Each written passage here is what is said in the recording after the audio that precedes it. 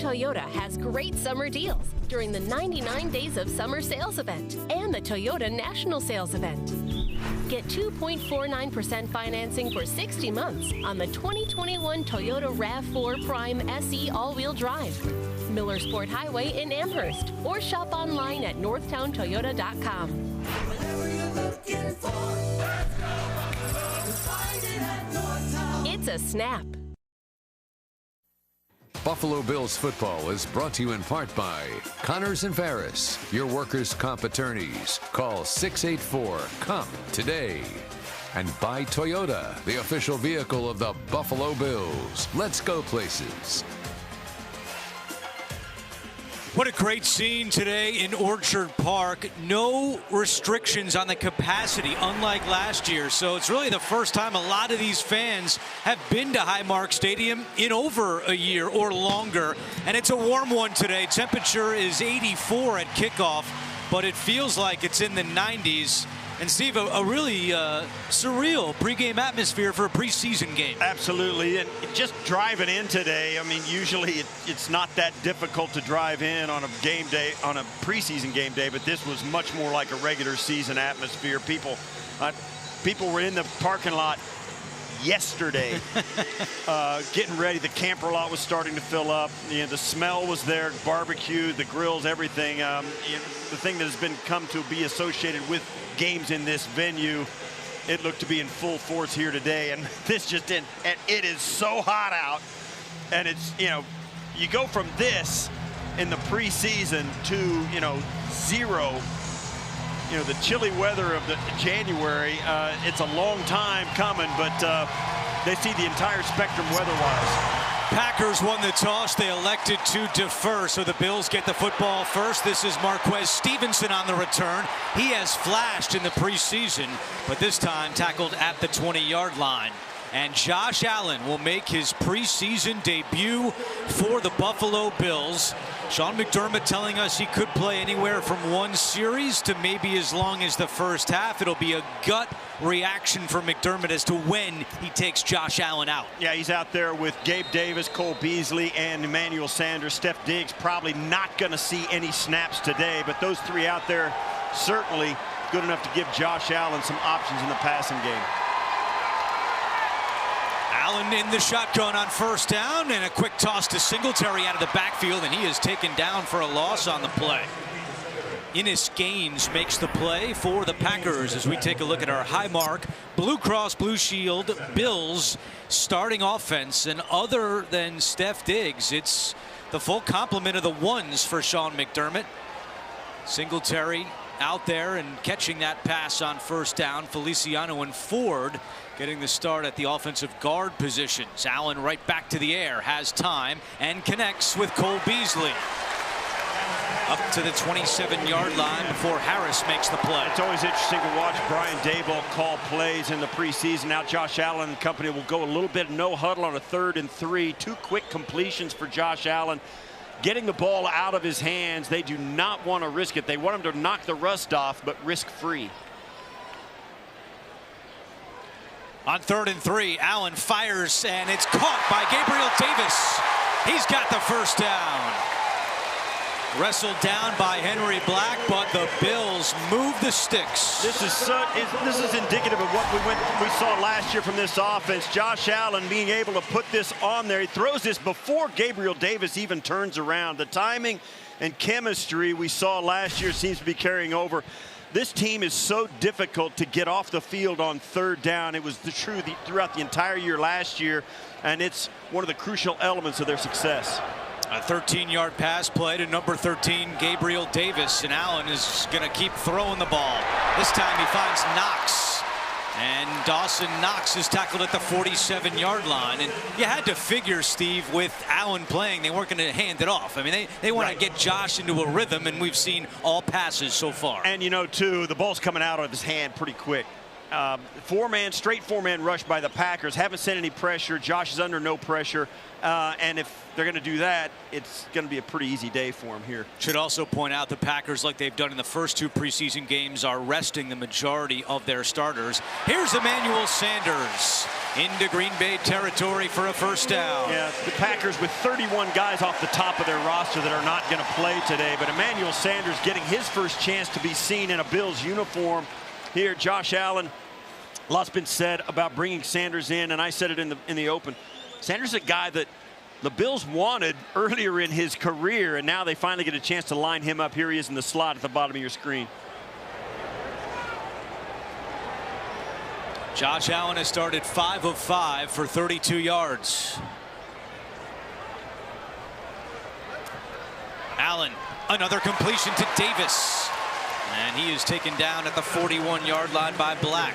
Yeah, the Packers are brought a little bit of pressure now. They get out to the midfield spot. They bring a guy off the top. 5-man rush. Josh Allen sees it. Gabe Davis snaps his route off right underneath the vacated area by Emmanuel Sanders, and it's an easy completion. The ball gets out on time for Josh Allen. Davis earlier this week was on the reserve COVID list, a close contact, but was removed from that list yesterday. Back to Sanders. Another Buffalo first down, and the ball has not touched the ground yet on this drive by Josh Allen. This is just a quick gotcha play. Sanders sees it, Josh Allen sees it. Let's just, if they're not going to cover you and get off, just turn around. I'll give it to you. Turn around and get the first down. This is just a little snap read by Josh Allen, Emmanuel Sanders. Didn't matter what play was called. If they're going to give you that throw, take it. Allen now 7 out of 7.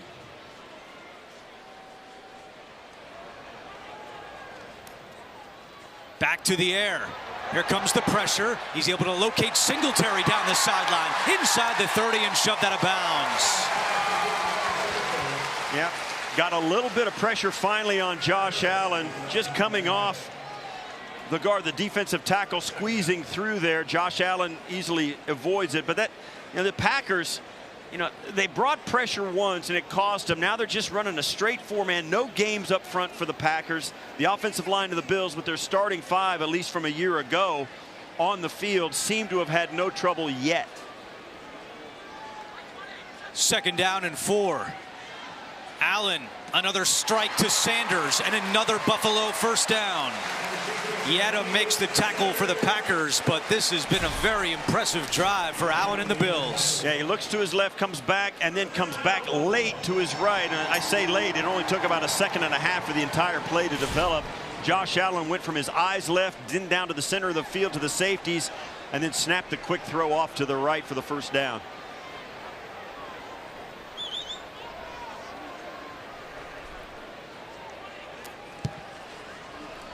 Allen, plenty of time, now throws, and there's the first incompletion as the pocket was collapsing on the Bills quarterback. Yeah, he held on to it. You almost get the feeling that Brian Daboll, Sean McDermott said, listen, if you're going to pat the ball 3 times, throw it in the dirt. He still had some time in the pocket, and you get a feeling in the regular season that's exactly the kind of play where he athleticizes his way out of it. Good point. Not so much there. He just kind of dumped that one. That pass literally had no chance of being completed. 2nd down and 10. Pressure's coming again, and Allen goes down. Chauncey Rivers was able to get back there for Green Bay, along with Jonathan Garvin.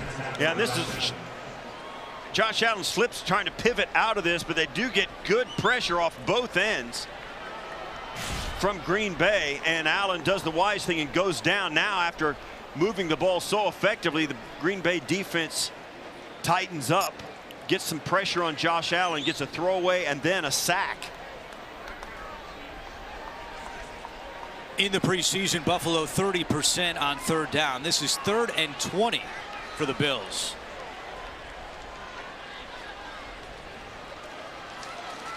Good protection. Allen fires a strike. Touchdown! Gabriel Davis. A 31-yard score, and I don't see any rust. Do you, Steve? What a hose.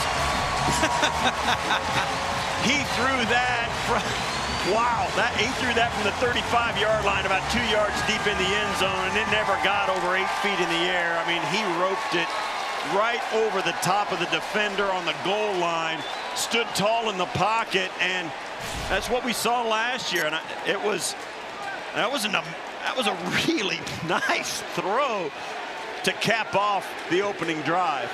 Fans are chanting MVP for Josh Allen, who on that drive was 10 of 11 for 90 yards. Can't draw it up much better than that if you're Sean McDermott and the Bills. Buffalo takes a 7-0 lead. Josh Allen and the Bills jump out to a 7-0 lead. Cynthia, you said you've been waiting all preseason to see Josh, and he did not disappoint. When I look at Josh Allen, I see something from last season. The beginning of that drive, he showed us why he had next-gen stats. #1 completion percentage using quick passes. Those are passes that are done in under 2.5 seconds. He started the entire drive off like that, then capped it off with one of those signature deep passes as well. This is a fun one to watch. Andrew? Yeah, Cynthia, 12 plays, 80 yards, took just over 6 minutes, capped off by the 31-yard strike to Gabriel Davis for the touchdown. Tyler Bass will kick it away, and Shamar John Charles is back deep for Green Bay. That'll be a touchback for Bass. Yeah, that opening drive is a little bit of what we've seen in training camp in the brief stints I've been able to watch practice. I told some of the old guys that Bruce and Thurman and Jim and those guys. It was like watching those guys back in the 90s. Sometimes you watch these guys practice, and you said it during that last drive. The ball never touched the ground. He's accurate. He's on point. The receivers are on point. The receivers are getting separation. That was a well-executed drive. And even when Green Bay made a little hay up front, got some pressure, they overcame it on a 3rd and 20 to convert the touchdown. That's a big finish.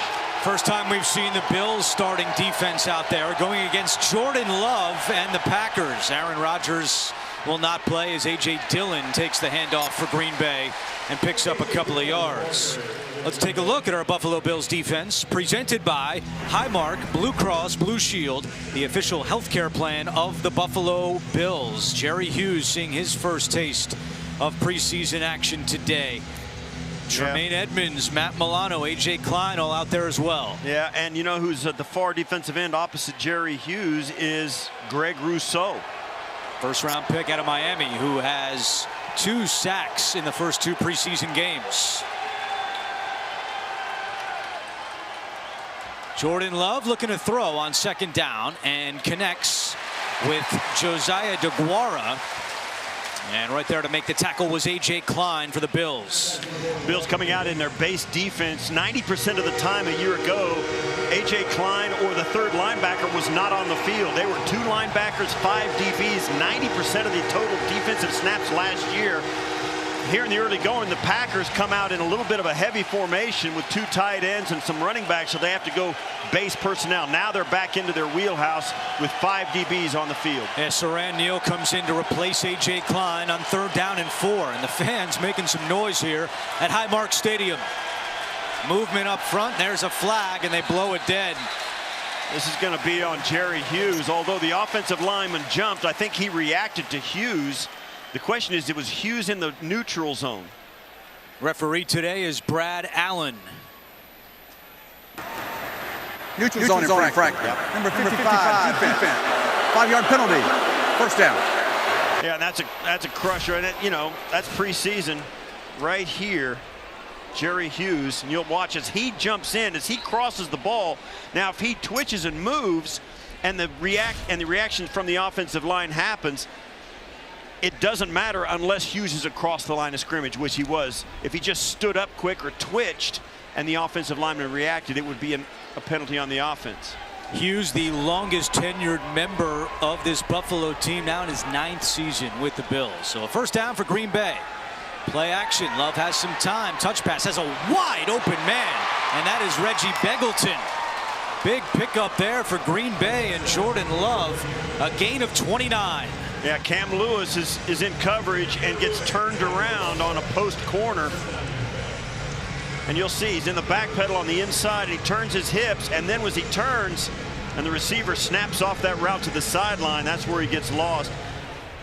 Lost his vision on the wide receivers. He thought he was going to have to keep that cushion to keep the receiver from running by him. Left himself vulnerable to the out route. So first down and 10 for Green Bay at the Buffalo 34-yard line. And a handoff to Dillon. Trying the right side. And he's tackled at the 31-yard line. Going back to that last play, Cam Lewis getting the start today because the two corners who are fighting for a starting spot, Dane Jackson and Levi Wallace, who earlier this week Leslie Frazier, the defensive coordinator, said are neck and neck. They are both out today. Jackson is out with a stinger. Levi Wallace didn't practice this week because of a hip injury. So Cam Lewis, the Buffalo product, UB, getting the start today.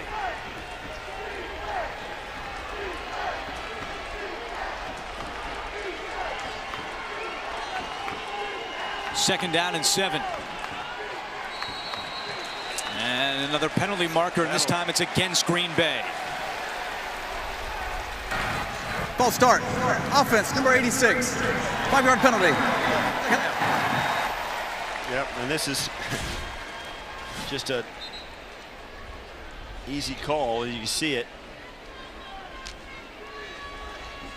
That's Malik Taylor, the second-year wide receiver out of Ferris State. Team's leader this preseason with 9 catches and 116 receiving yards. So the penalty backs up Love. He comes out with a quick release and another Green Bay first down. That is Taylor, who was just called for the penalty, making the catch. Yeah, in coverage there, Tre'Davious White. This is just a deep out as he comes out. Well thrown ball by Love, right on time.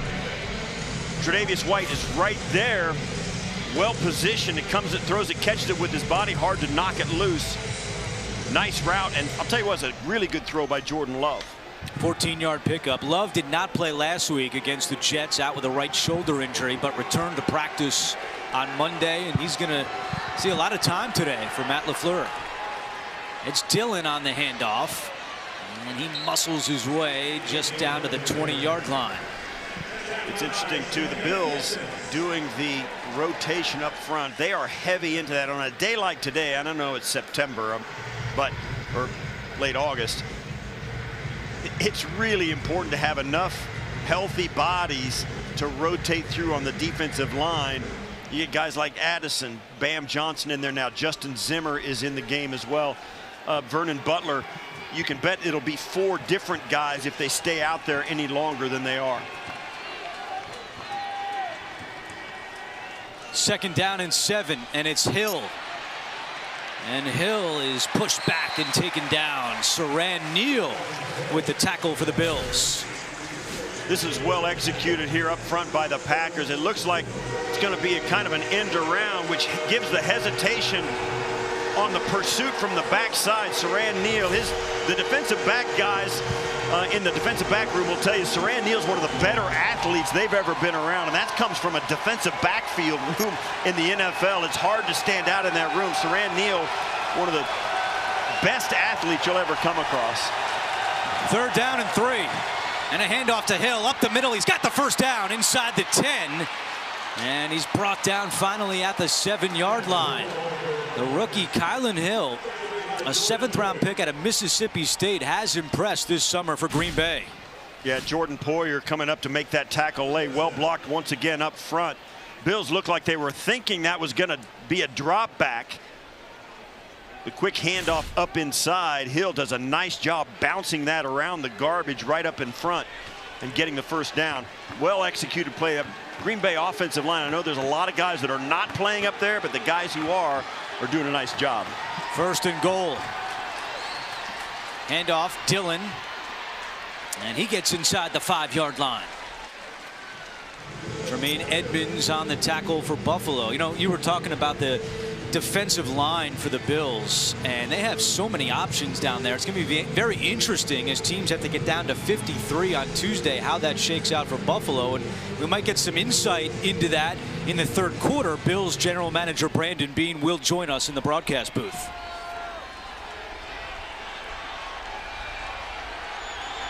.2:15 to go in the first quarter. Second and goal for Green Bay. Their handoff to Dillon, trying to fight his way in at the goal line, and they're going to say he's just short.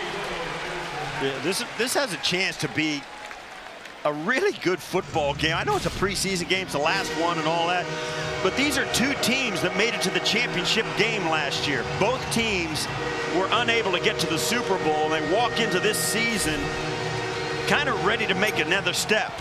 The Packers have been in 2 consecutive championship games, and they are a deep, talented roster looking to get better, and the Bills are in the exact same spot. They are a deep, talented roster looking to get better. This has a chance to be a really good football game. On 3rd and goal, Dillon tripped up. A.J. Klein got a hand on Dillon, and it's 4th and goal. 4th and goal, and Packers are going to go for it. I like this call by the Packers. A.J. Klein, that's what he does best. A.J. Klein right over here is really at his best going forward. He's not a drop back into coverage, slide to the side kind of linebacker. He is a go forward, make a tackle kind of guy.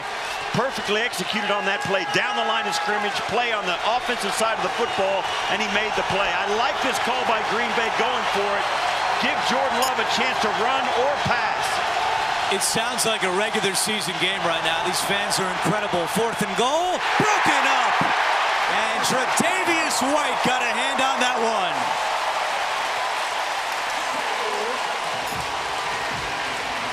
Tre'Davious White, victimized earlier in the drive with an out route. On this one, knifes in with the offhand and gets a piece of it. Well defended. That's why he's an All-Pro. The official healthcare system of the Buffalo Bills. Here's Cynthia. There's 2 keys to this game that I'm watching. The first is who will make this team. Remember, roster cuts down on Tuesday from 80 to 53. This defensive front especially is an area I'm looking at. The defensive tackles, how many will the Bills be able to keep? I know other teams are swooping in, keeping a big eye on who's able to bring that pressure, something that was a big focus of this offseason. And then the other side of the ball, offensive rhythm, keeping Josh Allen, just like we saw in that first drive, efficient, moving the sticks, keeping those first downs coming. That's exactly what they're going to have to look like this entire season, so might as well get it started now. And a deep shot for Sanders, incomplete. 2 Packers were following Emmanuel Sanders down the field, but the Bills took a shot. Yeah, this is the kind of situation, and for a lot of people they're saying, hey, what more do you need from Josh Allen? This is the kind of situation I think Sean McDermott would love to see Josh Allen in. A backed up situation, different type of play calling, different considerations when he's in the pocket. Of course, they come out throwing, which strikes fear into the heart of defensive coordinators, and that's one of the things you learn when you start playing football. Do what the other guy fears most, and that's what the Bills did. Come out throwing out of their own end. There's a lot of field and a lot of space to cover. 2nd down and 10. Allen fires, and it's Davis again, and he's got a first down. Makes a nice move, and he's out of bounds around the 30. But Gabriel Davis was able to slip a tackle for some extra yards. Yeah, this ball comes out really fast. Quick play fake. Davis snaps it off, and the defender just slips on the turf. Davis gets a nice head fake, gets the extra yards. That's how you come out of your own end, and that's a great situational awareness by Davis, getting the extra yards, not just settling for the reception. A 22-yard pickup as the final seconds tick away here in the opening quarter. Allen over the middle. Beasley reels it in. Another Buffalo first down. And what a quarter it was for Josh Allen and the Bills. Buffalo offense is rolling, and the fans here in Orchard Park love it. We are through 1, and the Bills lead it 7-0 on the Buffalo Bills television network. Start of the second quarter, Buffalo leads at 7-0. Hey, Bills fans, we're giving away an autographed Josh Allen jersey. To enter, simply open your phone's camera, zoom in closely on the QR code displayed on the screen now, and click the link to enter for your chance to win. That's right, scan the QR code on the screen for your chance to win an autographed Josh Allen jersey. Allen in that first quarter, 12 out of 14, 123 yards and a touchdown. Bills did not run the ball in the first quarter, and that screen was getting blown up, and Allen wisely throws it to the ground. Jonathan Garvin was closing quickly. Yeah, that was a center screen. Breida was kind of standing in there in traffic, and Josh Allen couldn't get the ball to him. offensive line's supposed to kind of fake like they didn't get their blocks. They did a really nice job of that because they were in on Josh Allen quick. The 1st and 10 technology is presented by Toyota. Let's go places. Zach Moss in at running back. 2nd down and 10 for Buffalo.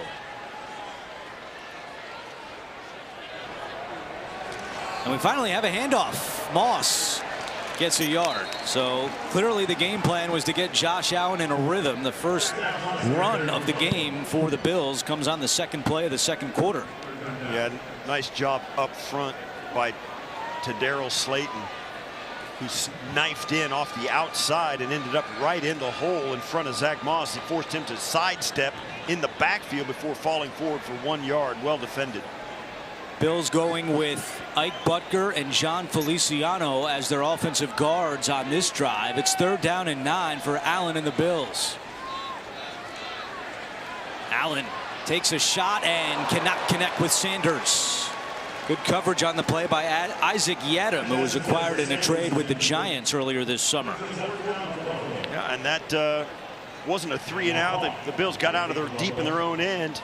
Give him a chance to flip the field here with a punt. And Steve Reed Ferguson, the longtime Bills long snapper, out with a back injury today. So it is the defensive lineman A.J. Epinesa who's serving as the long snapper. He looked good on the extra point snap. Let's see how he does here with Matt Hawk getting ready to punt away to Amari Rodgers. Spinning kick by Hawk, fielded by Rodgers at the 19. And he is taken down by who else on that Bills special teams unit? Saran Neal. What a player he has developed into on special teams. A 44-yard punch, just a 6-yard return. Retirement should be a time to do the things. Nothing else comes close. Bills defense giving up a long first drive, but then when the chips were down, A.J. Klein on 3rd and goal, and then on the 4th and goal, the All-Pro shows up in a big way. Tre'Davious White. The Bills hold the Packers to 0 points, stopping 4 straight downs, down close. Leslie Frazier making the calls there for the Bills defense. Lots of decisions to be made the next couple of days. They run a lot of defensive linemen on a rotation, and who those guys are going to be is still a big question mark, I think, for a lot of Bills fans, and I think for some guys on that coaching staff as well. And Frazier saying earlier this week we want to get our vets some time on the field before week 1. That's what they're doing. They have the starters out there again as Love pitches to Hill, trying to get to the outside, and he cannot turn the corner. Another tackle by Saran Neal. Yeah, down inside last year, Starlo Tulele and Ed Oliver were not together. Starlo Tulele and Ed Oliver, you see them how they hold the line of scrimmage. They get pushed sideways, but they don't get pushed back. Starlo Tulele is better than that than most guys. Former first-round pick of the Panthers. He opted out a year ago, back in the lineup. Said earlier in the offseason, he said, or in the preseason, I would like to get some reps. This is his first opportunity to do that. 2nd down and 8. Love looking to the air, has a man. It's Beggleton with some room to run, and then a tackle made at the 35 by Saran Neal. Yeah, got caught, and that's what happens. You get these guys get so excited. We saw a couple of offsides early on, and then you get them excited about pursuing the football, and then when the quarterback comes out the backside, Saran Neal forgot he had the receiver coming out the backside, had to catch back up to it. Greg Rousseau forced a fluttery throw over the top of him as he reached out, but Saran Neal couldn't recover in time to go get the guy. McDermott telling us this week that it's really an intriguing role for Neal. He's so valuable on special teams that the more he can play defensively, different spots in the defense, the better it is for the Bills, as Greg Rousseau applied the pressure to Love on that play. Yeah, Rousseau along with Starlo Tulele again. Looked like it was going to be a throwback, and Love kind of has to pivot. This pressure comes as they pursue down the line on the play action, and then all of a sudden, Rousseau, we saw this in the Chicago game as well.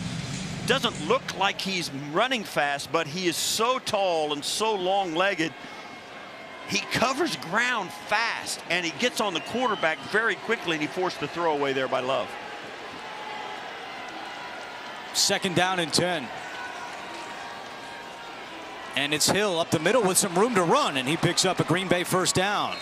Up to the 47-yard line before Edmonds makes the tackle, an 11-yard run. Rousseau's given a lot of people some hope for this season. In the opening game, he gets in and he reaches around the tackle, gets in the quarterback's vision in Detroit, and then in Chicago, same thing. He reaches in and puts his hand on Andy Dalton's shoulders. Dalton feels it and tucks the ball away before he really has a grasp on him.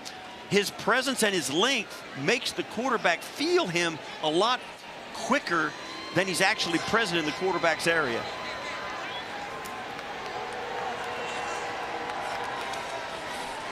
Love has a man but overthrows Sternberger. Going back to Rousseau, you saw Bruce Smith, the Bills legend, this past Monday at Jim Kelly's golf tournament, and then Bruce Smith went to Bills practice on Tuesday, spent a lot of time with Greg Rousseau, and Bruce Smith saying that he sees a young Simeon Rice. And that's high praise from Bruce Smith for Greg Rousseau. Simeon Rice was a really good pass rusher, and Bruce would know better than I thought Greg Rousseau was a comparable guy to like Jason Taylor as well, a very long, lean athlete. Plays with great leverage. Bruce spent virtually the entire week with the Bills defensive line. How many shots do you have to give Bruce on the golf course, though? Not many. He's a tough negotiator, though. I will say that. He's hard to intimidate. So, yeah. Yeah, actually, I'll tell you, we were supposed to, the tournament was on Monday. We were supposed to play on Sunday, the day before the tournament. He couldn't because he was coaching. And so he spent the entire week over there every day in coach's gear, t-shirt, shorts, working with those guys. It was fun to see, and I know he really enjoyed it. 3rd down and 7 for Green Bay with Rodgers in motion. That would be Amari Rodgers, the 3rd-round pick out of Clemson. Quick pass to Beggleton. He's been busy here in the first half, and they're going to spot him right near the sticks. Not a great spot for Green Bay. Boogie Basham in on that stop. Put him at the 44-yard line. They got to get the 43 for the first. Yeah, just inside a yard. Brings up a 4th down, and the Packers will go for it again. Whether they would or not in the regular season, I like this in the preseason at least. You can make it harder on yourself. You know, you act like you've got to get this first down and put some pressure on some guys to see how they handle it. I like this call once again from Matt LaFleur. 4th and inches. And LaFleur wants a timeout. Yeah, that was Jordan Love. They couldn't get lined up. So the Packers use their first timeout of the first half. We'll come back with 4th and 1 right after. Are sold out, but single game tickets are still available. Pick a must-see matchup and find tickets directly through the Bills' official ticket source, Ticketmaster. Visit buffalobills.com/tickets to purchase your single game tickets today. It's a hot day, and you got to stay hydrated. Tre'Davious White getting a little extra fluids before this 4th and 1 for the Packers. A.J. Dillon is the running back. A great crowd today making some noise on 4th down.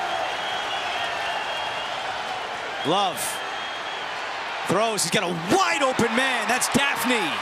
And Daphne all the way down to the 20-yard line before Micah Hyde makes the tackle. A 24-yard pickup. Yeah, the defensive back right here, Klein, is going to come up, catch the boot, and he's going to jump right up in the face, and just a dropped coverage in the secondary. Daphne, great look by Jordan Love, making sure, you know, he threw that right on his body on a 4th and 1. You're trying to get the catch. Don't try and lead him out there, make a huge play. Just get the first, give yourself another chance. Nice, soft, easy throw for the guy to catch and get the first down. Great play by Jordan Love. Love 6 out of 9 for 84 yards. Wants more, stumbles, just throws one up in the end zone, and it's picked off. Mistake by Jordan Love, and Micah Hyde makes him pay. Yeah, not the smartest decision by Love right there. He just made a really smart play on the throw to convert the 4th down. He puts this up, and really what a quarterback is asking, Andrew, make a play for me, guy. Come on, make a play. And the receiver couldn't make a play on it, and Micah Hyde does.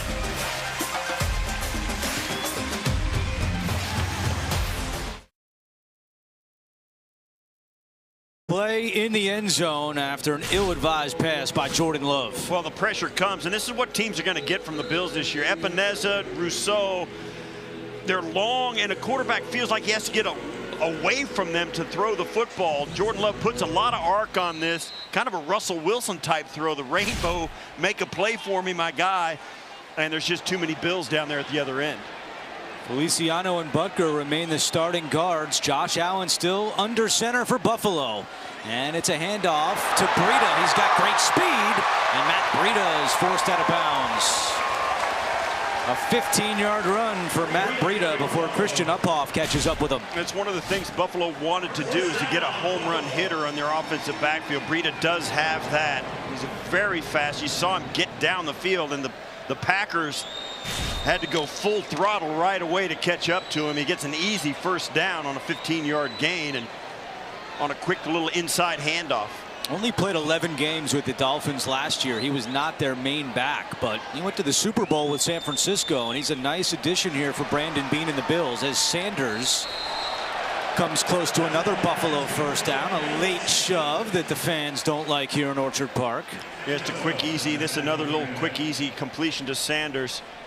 As he comes out, and Josh Allen saw it, Sanders saw it, and don't even know if it was a play call, although I think this one might have been a play call where Allen comes out, and if it's there, snap the throw out on the off coverage and get a nice little 8-yard gain on first down. It's just something that good quarterbacks and teams are there. We have veteran receivers, a lot of experience, and some reps gives you the confidence you can just get that 8 yards on first down.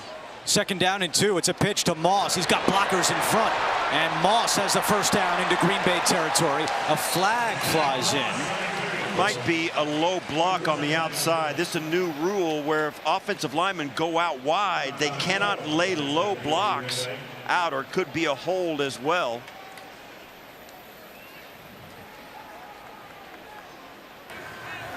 Holding.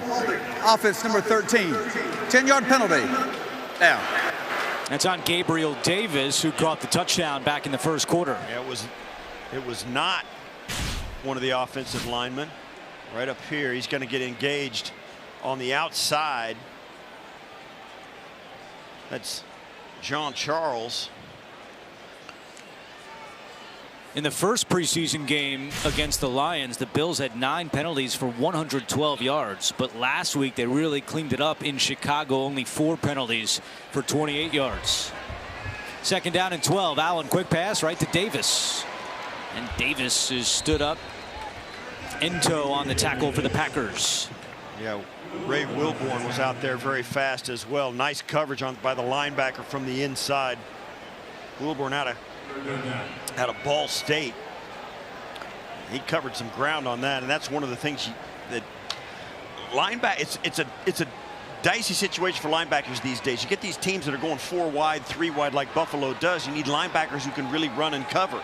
But then teams are starting to swing back the other way, like Baltimore, like some of these other teams that will hand the ball off, and you need some bigger, heavier bodies in there. It's hard to find a guy who can be both. Third down and 8. Allen on the move, throws, and Beasley with a sliding grab. Bills now 3 for 4 on third downs, a 14-yard pickup. Yeah, this is Josh Allen buying some time. He just steps up in the pocket, runs to the sideline, knows that the pursuit's not going to get there. He gets rid of it easily, and Beasley goes down. Nice throw and catch. And Bills going no huddle here on 1st and 10 with 7:10 to go in the first half. Allen, a strike, but not on the same page with Beasley there. Just not enough. He was looking, actually looked down late in that play. After he threw that, he looked at Dawson Knox, was wanting some help from him. Didn't think Knox pulled the safety off quick enough or something of that nature.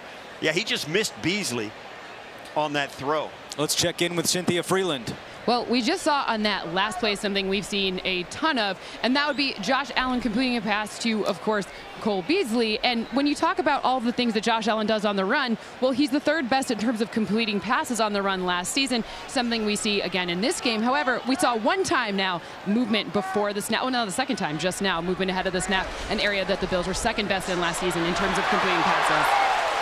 And Cynthia, on cue, they go to Breida there with some extra burst after making the catch.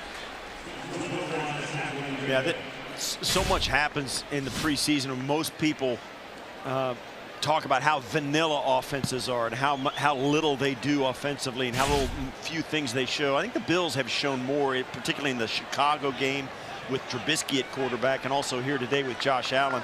They have a larger menu of plays they're going to, and I think that's one of the reasons Brian Daboll's play calling, they've been successful in these preseason games. Let's see where they go on 3rd and 2.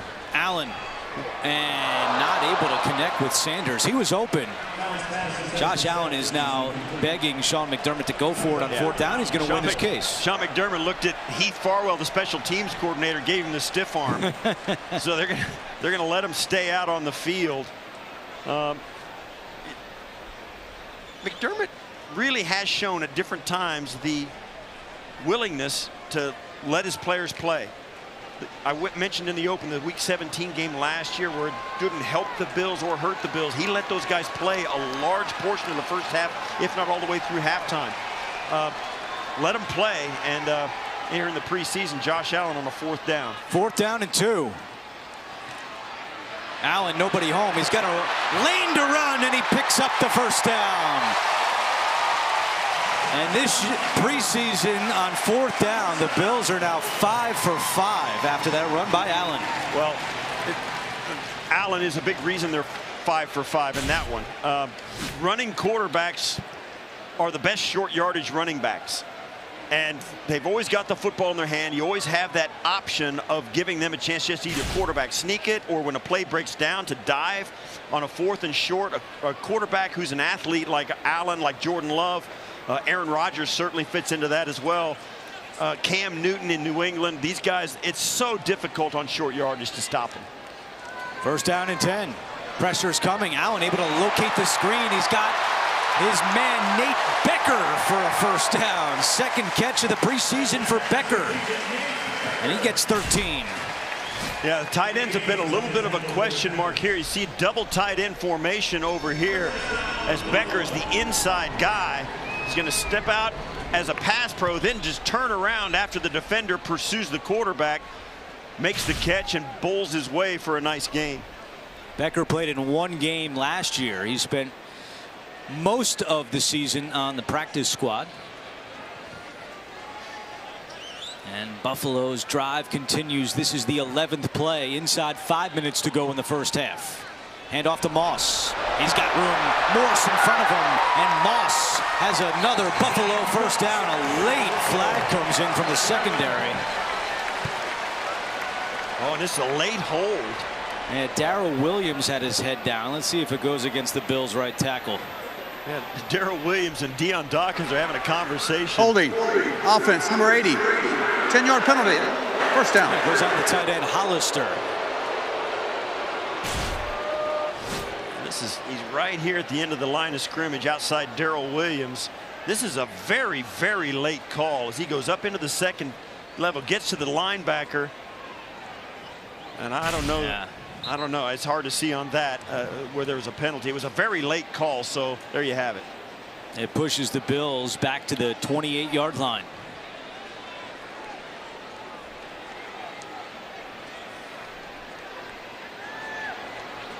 Empty backfield for Allen. Feels the pressure. Steps up. Throws behind his body to Beasley. Inside the 10 for a 1st down. How about that throw by Josh Allen? That's a really difficult throw to make across. You're opening your hips wide without turning and facing the other direction. Throwing it backwards across the middle of the field. Man, that's a throw that 2 years ago I don't think Josh Allen even attempts to make. He'll just tuck the ball and run. Now, with the confidence he has in Cole Beasley's receivers and his own abilities, I think he makes throws or attempts throws like that more often now instead of running the football. 1st and goal for Buffalo. Allen to Breida. Breida at the 6 and knocked out of bounds at the 5-yard line. Up off with another tackle for Green Bay.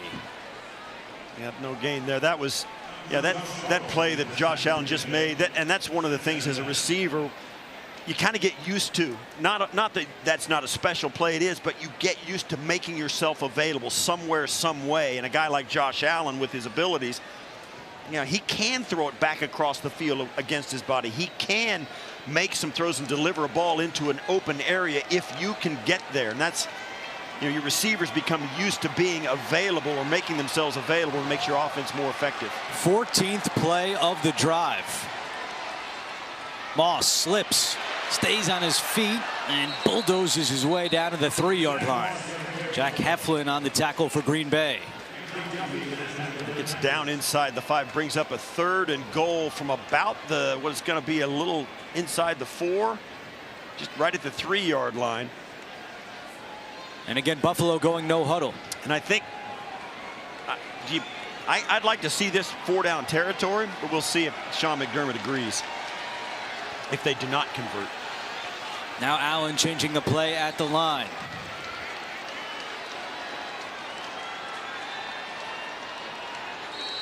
And a timeout is called by Green Bay. They didn't like something they saw with Allen changing the play. Defensive coordinator Joe Barry in his first year in charge of the Packers defense after spending the last 4 seasons with the Rams. One of the problems, no, I think so. You're right. Not sure. I'd like to see a pre-snap look at that, but that Josh Allen seeing something before the snap. He was going to change that into a play. When you're playing with the starters, you have a little more leeway as a starting quarterback to make some adjustments. Don't always know if that's the case when it's the 3rd stringers or 2nd stringers with the backup quarterback. If everybody can get on that same page so quickly to be flexible enough to change a play that quickly and that effectively down here deep. Packers have 1 timeout remaining in the half. And now 3rd and goal for the Bills. They're 3 for 5 on 3rd downs today. Allen to Moss for the touchdown. What a day for Josh Allen and the Bills. Well, his 2nd touchdown pass of the half, and it's 13-0. Jack Heflin of the Packers came bearing down on Allen. He saw him, but just stood tall and accepted the hit to deliver the ball. He had total trust in the receiver to be there when he was supposed to. Watch Josh Allen. He's going to drop back. Heflin's coming right in on him, and he throws it, stands there, had to wait for that extra half a beat and trust the receiver would be there in time for him to take the hit after the ball was gone. A 15-play, 80-yard drive by Allen and the Bills, and there's the snap by Epinesa. It was low. It kind of bounced up to Matt Hawk, and the try is no good. Told you earlier, Reed Ferguson, the Bills' long snapper, not playing today because of a back injury. 13-0, the Bills in front of Green Bay after an 80-yard drive capped off by the touchdown pass from Josh Allen to Zach Moss. Extra point was no good.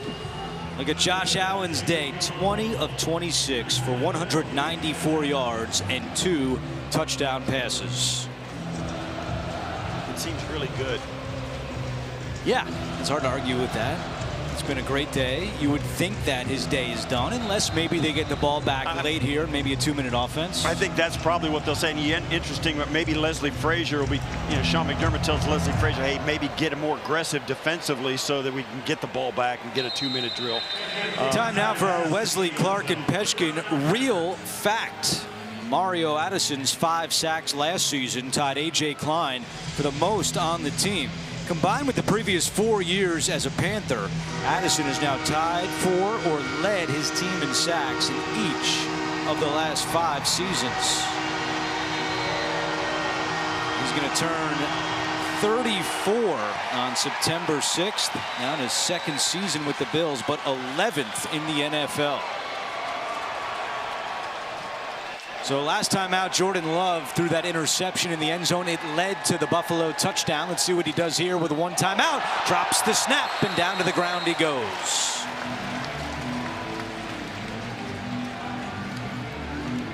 Ball handling. And that's going to take us to the 2-minute warning here with 4 seconds. The Packers will huddle up. This is going to go to the 2-minute warning, and the Bills get him on a 2nd and 15, 2nd and 14.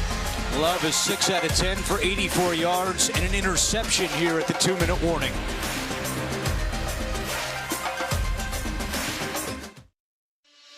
1 season, 9 home games, 1 team. Let's show our hometown, our team, and the whole country what we're made of as Buffalo Bills fans. Welcome back to Highmark Stadium, Western New York. From the health plan that covers more fans in the area than anyone else. Highmark Blue Cross Blue Shield of Western New York. Together, we make a mark. In doing the work you do. In with exclusive team content all year long. The Bills mobile app gives you access to real-time breaking news, live streaming video, on-demand highlights, feature stories, press conferences, and a behind-the-scenes look at all things Bills. The app is free in both the Apple and Android app stores. Bills have pulled some of their defensive starters. The safeties are out. Tre'Davious White is out. Movement up front. Free play for Green Bay. Love takes a shot down the field. And did Taylor hold on? Yes, they're saying that's a catch from Malik Taylor along the sideline. Yeah, it was an offsides up front by Ed Oliver, trying to get a jump. I have to talk to my guy Bruce Smith about coaching these guys. On defense, the penalty is result of the play is a first down. So 25-yard pickup, Love to Taylor.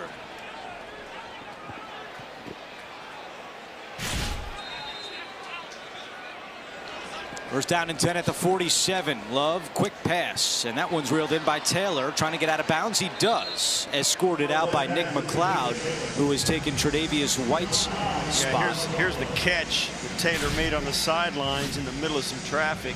So McLeod was in coverage. He goes up, catches it, and it's right foot came down. It looked like it came down. I didn't see it over the white, but it happened fast. Good catch.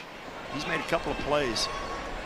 And he's been battling for a roster spot with Green Bay, but then earlier this week, Devin Funchess back to IR, and that does bode well for Taylor's chances to make this squad. Pressure coming from Hughes. Love able to see it and escape.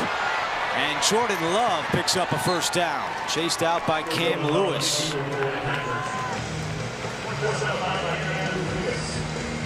Athletic quarterback. I think did a nice job stepping up in the pocket. The defensive ends for Buffalo getting a little too deep on their pass rush. Ended up opening up wide areas for them. Bills in man coverage dropping out, and nobody was watching Love, and quarterbacks love that. They enjoy that. Pushing the ball down the field with nobody chasing them. Green Bay with 1 timeout to work with and 1:41 on the clock. And a handoff to Hill. And he's had some success running up the middle against this Bills defense down to the 27-yard line. Going back to Jordan Love, he played collegiately at Utah State. He is one of 3 Mountain West Conference quarterbacks to ever go in the first round. The other 2, Alex Smith, who just retired, and, of course, Josh Allen. In fact, we saw a sweet Wyoming Josh Allen jersey in the stands before the game. That's a deep dive by a fan. Yeah, that's nice. Like that. Love, and the pass nearly batted down, but Rodgers able to get it and pick up the first. Looked like Epinesa just missed knocking that one down. Yeah, once again, Love did a nice job delivering that ball, just missing the defensive lineman, trying to swat that down. Epinesa once again getting up high, forcing Love to kind of get rid of it quicker and get it out wider. Epinesa getting up the field. Has shown some really good things. Came back a much different player than he was a year ago. Last year he struggled with his weight, struggled with where he was going to play, feeling comfortable at a lighter weight than he was in college. He came back this year, spent a lot of time in Buffalo in the offseason, and Epinesa's efforts have shown up here in the preseason. With Aaron Rodgers watching, Love is able to, no, not a catch, hit the turf looking for Rodgers. Cam Lewis once again in coverage there. And I have to just, you ever see, and I'm not sure I'm trying to compare them. Aaron Rodgers, Josh, something, you just never see those throws fall incomplete with some quarterbacks. Seems like they always have it. Mahomes, Aaron Rodgers in this case. I mean, that guy when you picture Aaron Rodgers throwing it, you almost picture him leaning backwards and backing up. You know, he's just so good at delivering the football. The reigning NFL MVP, a flag down before the snap. Neutral zone infraction. Defense number 50. 5 penalty. Second down. It's on Greg Rousseau. You're not going to knock Bruce Smith again for that. I think I might. Really? Have to talk to him. That's because he's not here. That's 3 in this half that have happened the week he started coaching them. You better hope he's not watching right now. Rousseau comes off. Second down and 5.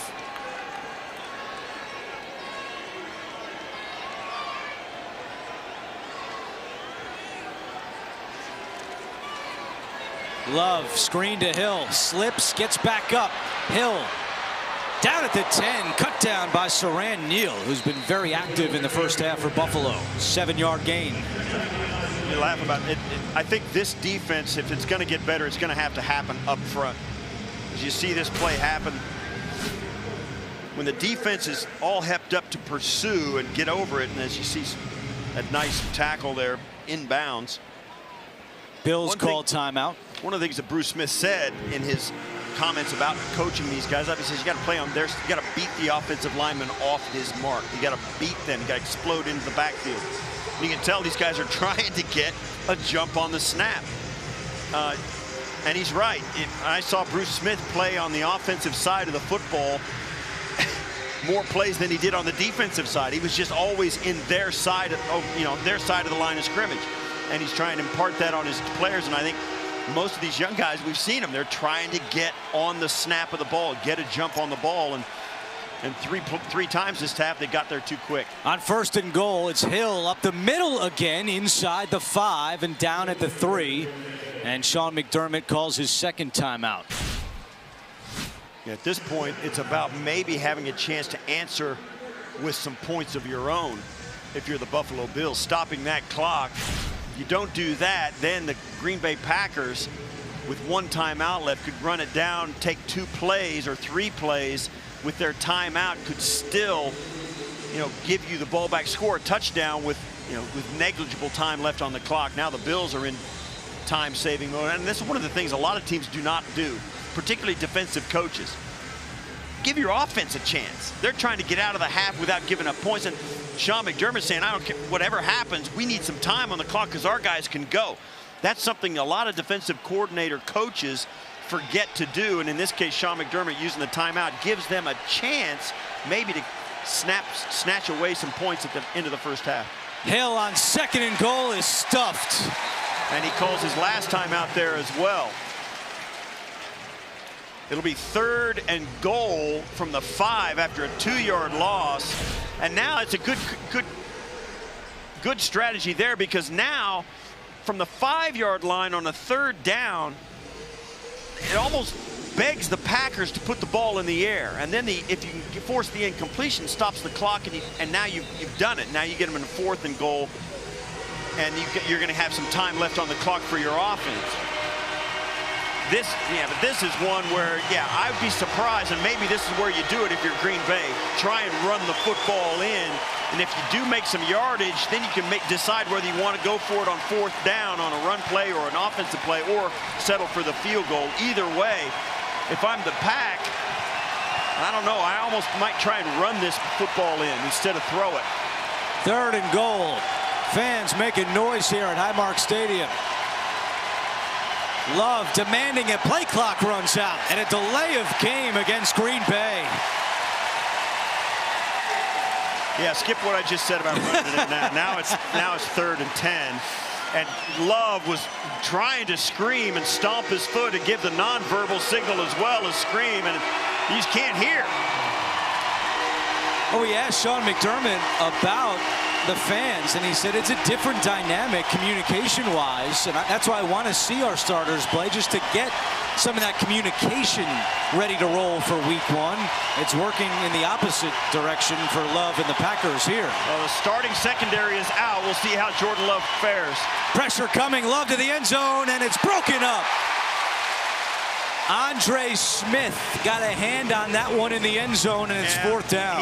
He prevented the interception by Saran Neal. Love was thrown there. He threw this off balance, kind of looking the other way. Didn't see Saran Neal standing there.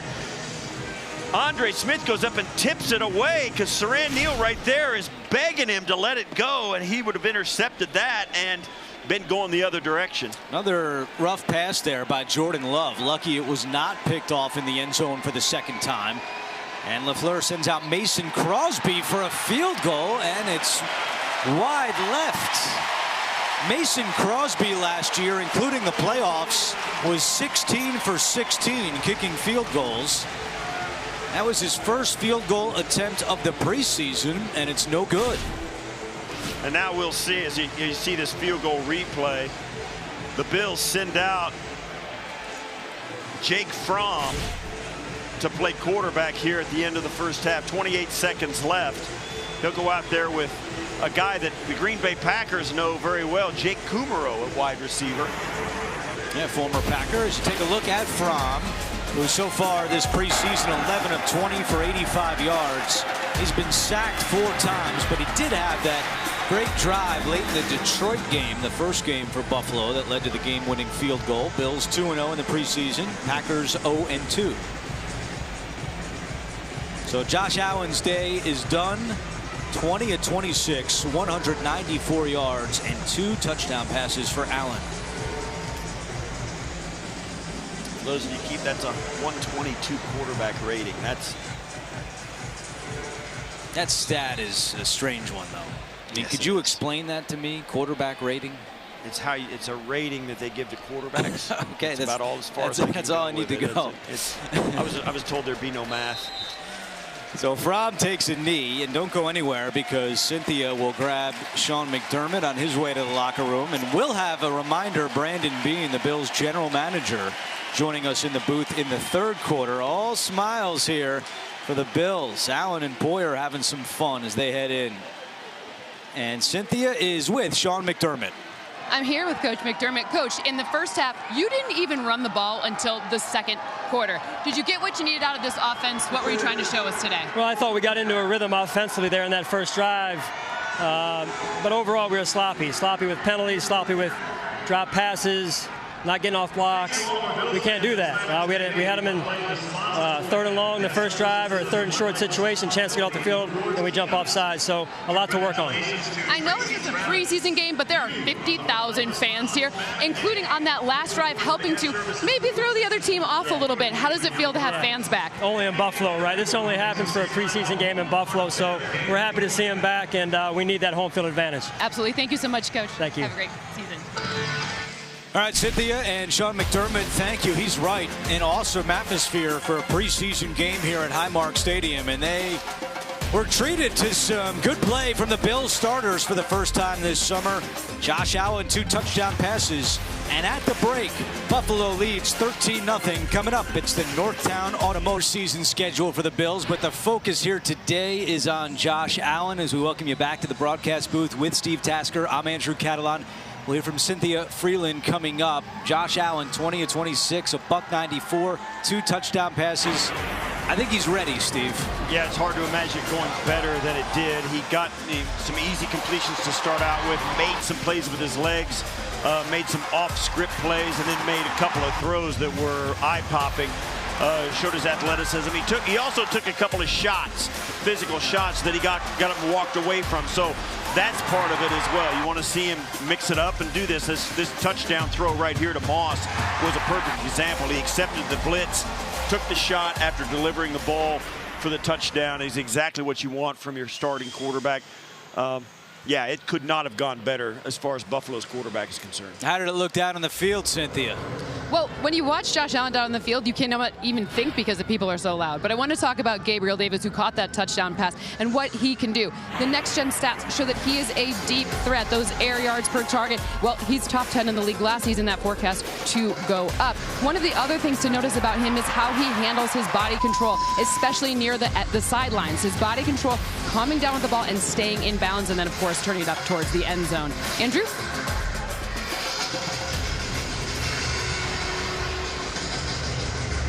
Davis in the first half. Josh Allen, his day is done. It'll be the Packers who get the football to start the second half, trailing 13-0. It's funny. You watch Josh Allen come out in the pregame warm-ups and all that. You know, the guys, the word has it, everybody loves playing for the guy. He's a real team-first guy. And you see every guy that comes out of line, he's got some sort of special handshake greet that he does with even defensive guys, offensive linemen. They all have some sort of secret handshake with Josh Allen. It's something that's kind of funny. You see him even on the bench now talking to Taron Johnson, the nickel quarterback. So it's really become Josh Allen's team, no question about it. And it's a team poised for what a lot of people hope and predict are big, big things this season.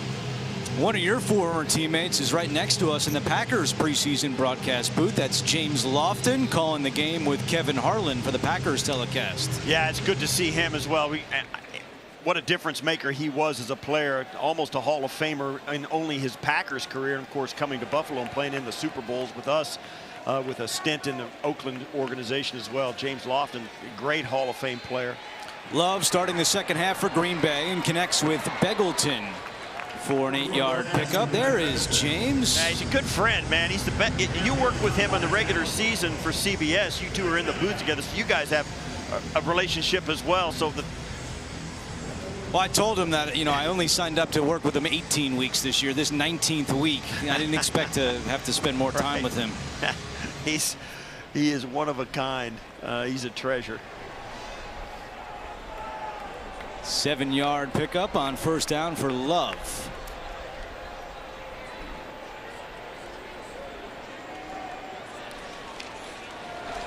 And the handoff goes to Patrick Taylor, who's chucked down for a loss. And Ed Oliver still out there for the Buffalo defense making a play. Yeah, Ed Oliver still out there in the rotation. That was a great, he kind of run around block. He's going to come right around right here. Actually, it's right here. Yeah, I'm sorry. And he came from around the guard and caught that from behind. An explosive, fast, athletic guy. And everybody says, yeah, he's a little undersized, He's 290, he's 287. And in today's NFL, what is that, extra medium? Something like that? Yeah. 3rd down and 6 with the play clock at 2. Matt LaFleur took a timeout. Charge timeout. Green Bay, their first. It will be 30 seconds. Well, they took a delay of game penalty late in the second quarter, and LaFleur wanted to avoid taking another one here in the third. Yeah, it seems like once in a while, Green Bay, and when you get down to the guys that are trying to make the squad and they're just trying to think about competing, they forget. Sometimes it's hard to even get lined up in the right spot, particularly the splits. You get the splits right, or if you get inverted where you got one guy outside the guy you're supposed to be out, or inside it, whether you're a slot or a wing. Looked like LaFleur didn't like what he was looking at in the play clock. They were going to have to adjust the play, didn't have enough time to do it, and LaFleur burned a timeout.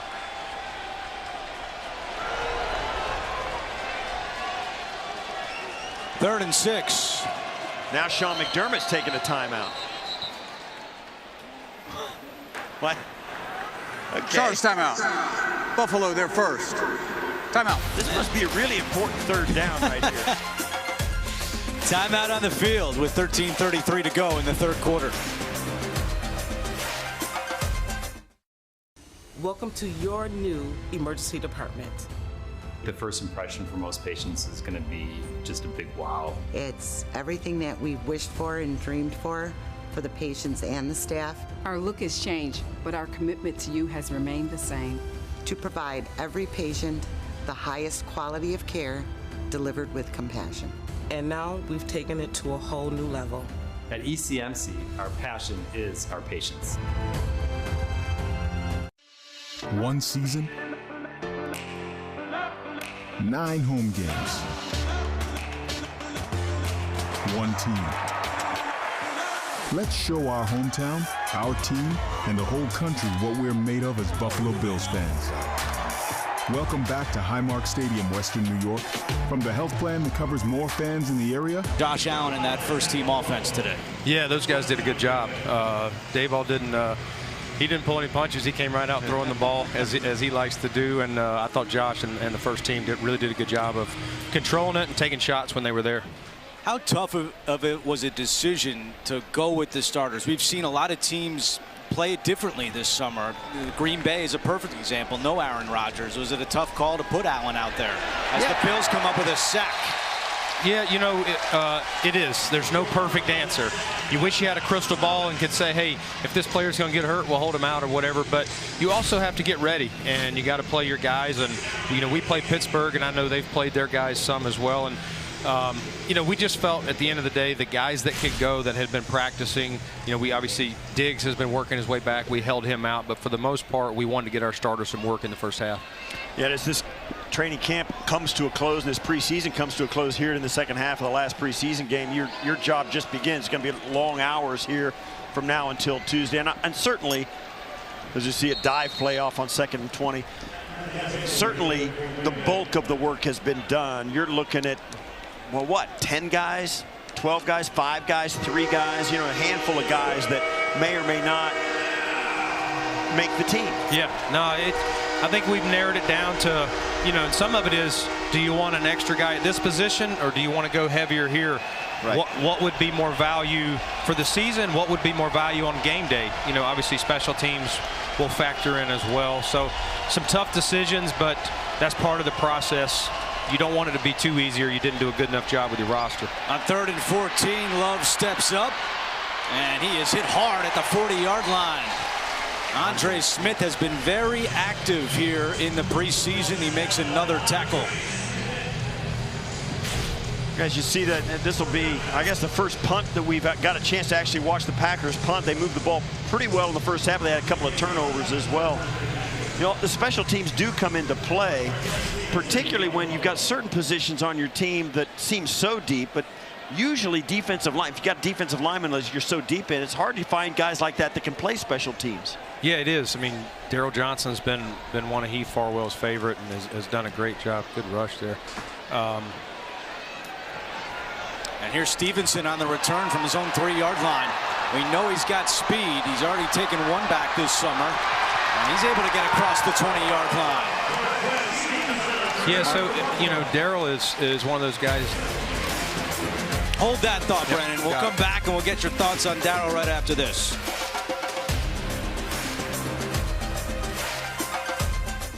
Comp attorneys. Bills lead the Packers 13-0 here in the 3rd quarter. We are continued to be joined in the booth by Bills general manager Brandon Beane. And before that break, you wanted to make a point about Darrell Williams. And we have questions about your defensive line because, Brandon, that's clearly a strength of this team right now. Yeah, it is. You know, Daryl and all those guys have, and we were talking about AJ last year. Epinesa played some, you know, 2 or 3 phases for us as well. So it'll be important. You know, obviously we want them to rush the passer, stop the run, but beyond that, what else can they do on 4th down for us? And that will factor as not necessarily the starters, but, you know, that last, you know, 3rd or 4th in. Right, and it comes down to, if you have good players, you want to keep an extra player or 2 there, but it means you're going to go thin. Now, 90% of the snaps last year, you only had 2 linebackers on, but notoriously, linebackers give you a lot of special teams players, so it's a give and take. It's tough. It's tough. You sit there and ask yourself, you know, all these questions. And again, I said it earlier, you'd love to have a crystal ball and see how it's going to play out. But you're right. The way the game's changed, your nickel player plays way more snaps than your 3rd linebacker does. Right. So let's make sure we have depth there. Obviously, the corners, the DBs. So you're right. As much as we play, you know, 2 linebackers out there versus 3, that will factor into whether we keep 5 or keep 6. I called him Darrell Williams before. I was talking about Daryl Johnson. We know what all impact he made on special teams a year ago, 2nd on the team in tackles. But Brandon, as we were talking about, you have so many good players at that position. Do you expect a busy week in terms of trades? We saw a couple in the league today. Gardner Minshew going to Philadelphia. Do you think it'll be an active time the next couple of days? I think there's going to be a lot of phone calls, and we'll have to see what makes sense. You know, obviously I'm going to meet with the medical people tomorrow and go through how we got out of this game, make sure we're deep enough to move a player. And yeah, I mean, that's probably the position we've had the most calls. It is our D-line and especially the DN. So I imagine we'll get some calls. We just have to decide again there how many we want to keep and who we'd be willing to part with, and if the value made sense for us. Sure. You have got some young offensive linemen, Spencer Brown, Tommy Doyle, Jack Anderson. who was heavy in the draft. I mean, it was one of those drafts, and from the naked eye, it looked like those guys have performed pretty well. What are your thoughts on them and their ability to maybe make the team or at least practice squad, of course? Yeah, I mean, it was a meat and potatoes draft. We said that after that. It wasn't the sexiest one. But Spencer Brown, starting with him, he's done a heck of a job. I mean, Dion started on the COVID list, and so he got put right out at the beginning of camp as the left tackle, and it wasn't too big for him. And for a guy who was out last year, played at Northern Iowa, and their whole season was canceled, I thought he did a heck of a job, because that's obviously a huge jump from that level to the NFL, and it showed. We went to Detroit. He did a really good job at left. And then last week we get Dion back, and he moves over to right and starts over there. And really, he obviously went against Khalil Mack and some of those guys. And again, he wasn't afraid. It wasn't too big for him. Unfortunately, he dinged his knee a little bit, so we held him out today. But excited about the versatility as a swing tackle he brings us. And then Tommy Doyle, we got him out of Miami of Ohio, another 6'8", 6'9" young man. And he came out of that game last week with a bruised knee, but he's back today, and we'll get some play time. So excited about him. Jack Anderson. Jack started a little slow for us, but has really done a good job in the games, and looking forward to watching him out here. And he'll definitely be in the mix as we pare this thing down. Really, all of your draft picks this year have shown something in the preseason. We've talked so much about Greg Rousseau, but what have you seen from Boogie Basham there this summer? Yeah, Boogie has done a great job. Probably started a little heavier than we wanted him to in camp, and it was, how much do we want to play him inside? How much do we want to play him on the edge? But that's come down just with natural playing football. And, I thought last week was his best practice game. In that game versus the Bears, I thought it was his best day, and he's picked up this week where he left off, and you can see the confidence that he's gained. I think Greg definitely started ahead of him, but Boogie, he's coming, and we're excited about what he'll bring for us this season. Not necessarily ready to start, but definitely in that rotation. You guys know how we like to rotate 8 or 9 guys on game day. Right. And one of the other great spots you're in is with wide receiver. You've got the top 4 guys with Diggs, Sanders, Beasley, Davis, and then you've got a guy like Kumaro who has really emerged. And I've said it a lot on our radio show that you get guys that come out and have a great first week, then you don't see them for a month, right? And they don't make the team for that. Kumaro's been there and has shown up and has stayed productive throughout training camp. But then you got Isaiah McKenzie, you got Marquez, Stevenson. Yeah. So could this be one of the years? There were 8 teams, I think, last year that had 7 wideouts. You guys carried 6. Yeah. Could that change this year? Yeah, definitely. That's one of the positions that we've got to decide. Do we keep an extra receiver and one less tight end, or how do we do our running backs? Those guys you mentioned have done a great job. Kumaro, coincidentally, we're playing Green Bay today, but the cool thing about him, sometimes you get paired with a quarterback. You're running with the 1s. You're always getting them from Josh. You're paired with the 2s. You're running with Mitch. He's played on all levels, worked his way up, and he's been a mesh. All these quarterbacks like throwing to him. He's a big target, and again, another guy, Heath Farwell, will use him 4 phases. So that's going to factor into him at the back end of this roster. Jake Fromm was looking to take a shot underneath. It's incomplete, looking for Hollister. And Cynthia down on the sideline has a question for you, Brandon. Cynthia? Well, Brandon, thank you so much again for this opportunity. It's been such a cool experience. I'm really grateful.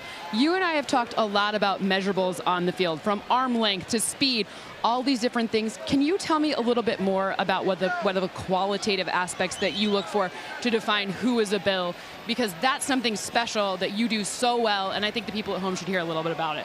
Yeah, Cynthia, we obviously have prototype, measurables for all the positions. This year, the way it worked out, it's not that we won't, go away from it. Ed Oliver's not a prototype size, but his unique quickness and strength is enough, and speed to overcome, his lack of length. But again, this year with Rousseau. We'll finish that point in a second, Brandon. The Bills call timeout. We got to take a commercial break. We'll come back and have the rest of Brandon's answer, with the Bills leading the Packers 13-0 on the Buffalo Bills television network. Or at least one of them, or maybe more, up here in the booth. It's hot. Brandon Beane is with us. Let's let you finish your answer to Cynthia's question.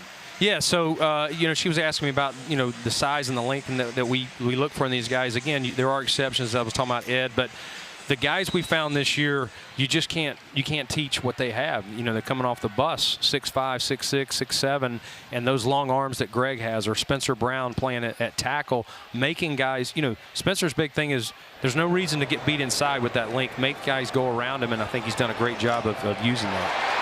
Fromm connects with one of the newest Bills, Kareth White, who races out of bounds after picking up a Buffalo first. Yeah, we talked when you drafted Rousseau, then you drafted, you know, Spencer Brown, and then Tommy. You could sell tickets just to see how big these guys are. I mean, they're freakishly tall, and yet, you know, they're like you see a pro athlete. They've got some athleticism that really sets them apart. You know, Spencer Brown, former tight end, and of course Rousseau. That's really been something I think is going to pay dividends. We saw it in the sacks that Rousseau got. I was mentioning quarterbacks feel him even when he's not close enough to get a sack. Yeah, I mean, it's, again, even I know one of the days our first team offense, Josh was doing a boot, and Greg saw the boot, and as big as Josh is, Greg stuck his arms up there, and Josh did complete the ball, but he made him put so much loft on it, the linebacker came over there and made the play. Otherwise, Josh could have drilled it in there on a shorter guy, and maybe it's a bigger gain. So you saw that, and we're going to face that. You know, the Jets in our division, they're going to run that wide zone stuff, a lot of the boot action that we've seen today. It helps when you got guys as big as Greg. Fromm getting some run here in the second half on 2nd down and 14, looking for Kumaro deep, and the adjustment is made, but they're saying he's out of bounds. Oh, good catch. But was a great catch. I thought he got his feet in. We'll see if we can get a replay of that on the sidelines, because it looked like he got both feet in.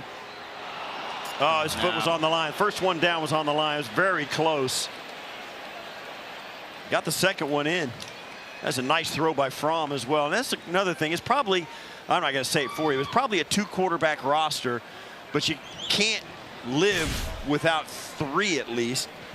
Practice squad becomes an option. Jake Fromm was with you last year. What did he show you last year when he was by himself in the middle of the room? What a weird year we set Jake Fromm up with unintentionally in the COVID world. He's drafted, but good throw there. But Jake did a heck of a job. I mean, to have to go through a season sitting, you know, away from all of his teammates in every meeting, including the quarterback room, and in practice, he's working out in the weight room by himself while we start. He comes back for the team periods, and he's literally going through his motions from 30 yards behind where Josh, you know, or Barkley were doing. And, you know, what a tough deal for him, but he handled it great, matured, and you know, this was the first chance he's gotten to play in games, you know, this preseason, and excited to see what he's done so far. That was a great drive against Detroit. You know, makes the big 4th down throw. He's got something to him. Jake is not the biggest or the strongest, but he's got that it factor, and he's really done a great job. And a good decision there just to throw that one to the ground. How about the competition at offensive guard? You've got some options there. What have you seen from the guard play this summer? Yeah, you know, we kind of told the guys it's going to be a battle up there. You know, we've had some incumbent guys. You know, Feliciano started for us for a couple years. Cody Ford, who we drafted, started him at tackle, moved him down. Ike Bucker started the end of the season when we lost Cody last year, and really was a big part of that run we had late in the year. Those guys have been the leader in the clubhouse. We've been rotating them around, and you know, it's going to be tight. We feel good with any of them, so we feel like we do have 3, and if one goes down, we still have 2 that we're happy with, and all of them have a lot of starting experience for us. Fromm looking end zone, and it's broken up. Well, the calendar is different. I mean, this is the first time that cuts are not coming on Labor Day weekend. You have to get down to 53 by this Tuesday. But it's not an off weekend for you. You just told us in the break you're going to be going out to a bunch of college games on Labor Day weekend. Yeah, it's kind of fun. You know, you see, usually we're doing cut down that weekend, and you see games on in the building, and you're kind of checking out. It's the first chance you can see, you know, some of these, you know, Power 5 schools. So I love it that now we're cutting this roster down. We'll get our practice squad set, and then Friday through Monday, I'm going to be able to catch 5 college games, which just gives me an early start on the season to see some of these guys. So excited about that, and the new schedule that we have to, you know, to pare this thing down. Jake Fromm up the middle, lowers his shoulder, and he takes it in. A 13-yard touchdown run by Jake Fromm. And Brandon, how about this scene here for a preseason game in Buffalo tonight? That was awesome coming out of the tunnel. You know, usually preseason, this point of the year, you're ready to cut it down. But first time at home, and just so much fun to be in front of our fan base. And it was cool last night just to see pulling out of here the lots filled up with RVs. You know, like, hey, we're back. I was out around the track this morning. I smelled charcoal. I mean, I'm like, gives you chills to be in, you know, Bills Nation. Sean McDermott decided to go for 2 here. What's the first thing you do after this game shuts down, final gun goes off? How long does it take you, and who do you talk to about how these players played? Yeah, so we'll watch the film either tonight, first thing in the morning, and then I'll get with each. You know, I'll get with Sean and the offensive side, and then the defensive side, and we'll go through it. We'll talk through who did well, who didn't. Obviously, the medical report, you know, from Nate Bresky and his staff, and then we'll just kind of go through it and start paring it down. These are the guys that we're definitely going to move on from. These are guys, again, a lot of it comes into practice squad. Okay, this guy's not going to be able to make our 53. Do we want this corner, or you know, can we fit them both? Now the practice squads are, you know, at 16 again, which is nice in this COVID world that we're still all dealing with. So fortunately, you know, we're at 80. You take 53, but we can add 16 back. Hopefully most of them will be able to, we won't lose too many to where we can add those guys back to our team. Bills going for 2, leading 19-0. Kareth White is the running back next to Fromm. Pressure coming, and it's incomplete. We'll keep you for one more segment, Brandon. We appreciate you being with us. Timeout on the field. All Bills so far. They lead at 19-0 on the Packers. The touchdown run, and the Bills lead at 19-0. Brandon Beane, the Bills general manager, continues to join us here in the broadcast booth. The final preseason game of the summer as the Bills ramp up for Week 1 against Pittsburgh. You know, we talked about Josh Allen. Congratulations on getting him extended. Well, creative way to do it. We knew it was when, not if. As you guys had constantly said, it really sets the organization up with some cost certainty going forward at the most important spot on the roster. Yeah, it does. We were excited to get that done. I know Josh was excited as well. He's always told me how much he loves it here and wanted to be here. And those things are not easy, especially a deal of that complexity. But that's a huge piece, because you've always got to, once you have that quarterback, that's the biggest thing to build your cap around. And part of the trickiness too was this is the first time in NFL history the cap has gone down, and so just there were some things that we had to work through with his representatives that maybe didn't measure up, but we made up for it with some other things, guarantees and things like that. But that'll be big, and we were able to structure it so that we didn't lose too much space. We're hovering around high 6s right now, and we won't be able to do much because we've got to save for replacement costs. But we'll still be flexible these next few days. If the right opportunity came to go get another player, we wouldn't hesitate. We talked about this. We were going to do this whether you were here or not. It just came to me when we were talking 2018 draft. Josh Allen got extended. Tremaine Edmonds is coming up. If you look at the 2018 draft and the guys that you grabbed in that draft, it's Josh, Tremaine Edmonds, Harrison Phillips, Taron Johnson, Saran Neal. Those 5 guys are still with the team. Your next guy is Wyatt Teller, who is in Cleveland. You got some stuff back for him. It was a trade.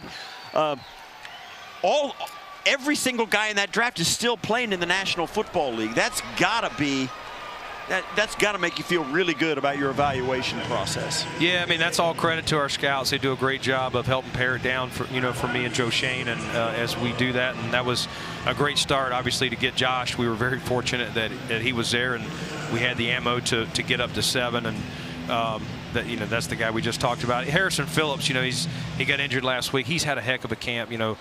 Last year was a rough year for him coming off the ACL from 19, and I thought he was having a heck of a camp, got dinged up, but hopefully we'll get him back sooner rather than later. And Taron Johnson is another guy who made 2 huge plays for us. Pittsburgh game, Sunday Night Football, we couldn't get anything going.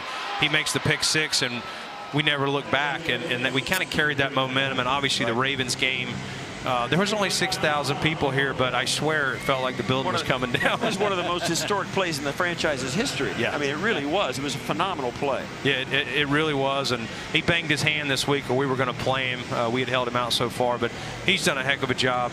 And as we said earlier, a nickel is like a starting player in this league now. It used to be a niche player, but he's on the field a lot more than that third linebacker. So we're excited, to have him, and hopefully we can keep him here going forward. Another guy that you didn't draft but has really fit in so well with your culture and your defense is Justin Zimmer, and what a summer he has had for you. Zimmer is, I mean, that's a great story that every one of us can learn from. He's a guy you point to your kids or if you're coaching, because Zim had bounced around. We signed him here in early August last year, and basically when you sign him then you're going, it's probably too late to make our roster unless we have injuries, but is he worth a practice squad? So we get him on the practice squad, and we couldn't keep him off the field. He was driving our first team offense nuts in practice and scrimmages, and all credit to him. He obviously makes the huge play against Cam Newton last year, forcing that fumble. And we were, our season was kind of teetering a little bit, not bad, but we hadn't had that signature play, and I think that really got us going. It gave us confidence. The next week we play Seattle, who people thought were probably going to blow the doors off of us, and that play, if he doesn't make that play, you never know. Momentum's such a big thing. So Justin Zimmer's a big part of our team. Now that you and Sean have established this culture that you've talked so much about when you guys got here, is it easier to find players that fit the culture, or is that still a big part of how you evaluate who you want to bring in? It definitely is. I mean, obviously we have minimums that the guy's got to be this athletic or these size or measurables, but beyond that, we will take, a lesser talented player that is going to do all the right things. He's smart, he's tough, he's dependable, he's going to take care of his body. He's just going to do everything to be a pro, and he's going to be a good teammate. And we just feel that it's so important. The collective 11 is much bigger than the individual player. We want individual stars, we do, but at the same time, it's such a team game, and the ultimate team game. It's the ultimate team game. Yeah. So. Yeah. Well, Brandon, we always are so appreciative that you come up to the booth. People are sick of hearing me and Steve talk the whole game, so we love when you get in here and break it down for us. And thanks so much. Awesome. Good luck this season. Good to see you. Appreciate you. Congratulations on putting together a roster. It's going to be fun to watch. It's going to be fun. We'll see. General Manager Brandon Beane joining us here in the third quarter. And Steve, good stuff as always out of Brandon. Yeah, it's a privilege to have him in here because, the guy that calls the shots for the team that we broadcast for, it's always good to get some insights above field level. He's certainly on. It's interesting. He's right. These games at this point, they're about the others.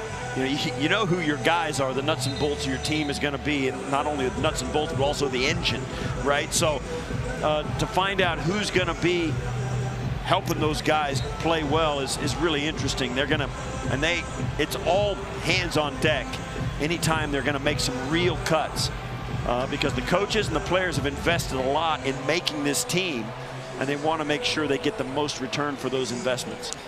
That's Brandon Bryant going into the blue medical tent for the Bills. Big opportunity for him today with Phillips out with the knee injury and Trayvon Hester going on IR. So hopefully Brandon Bryant is okay. We're through three quarters here in Orchard Park, and the Bills lead it 19-0 over the Packers. You're watching the Buffalo Bills television network. Bills in Green Bay with 1 quarter to go in the summer.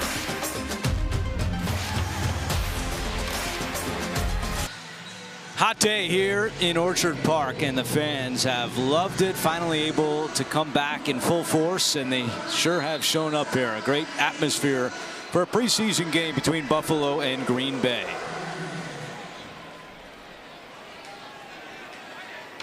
Kurt Benkert is the Green Bay quarterback. 2nd down and 7 as we start the 4th quarter.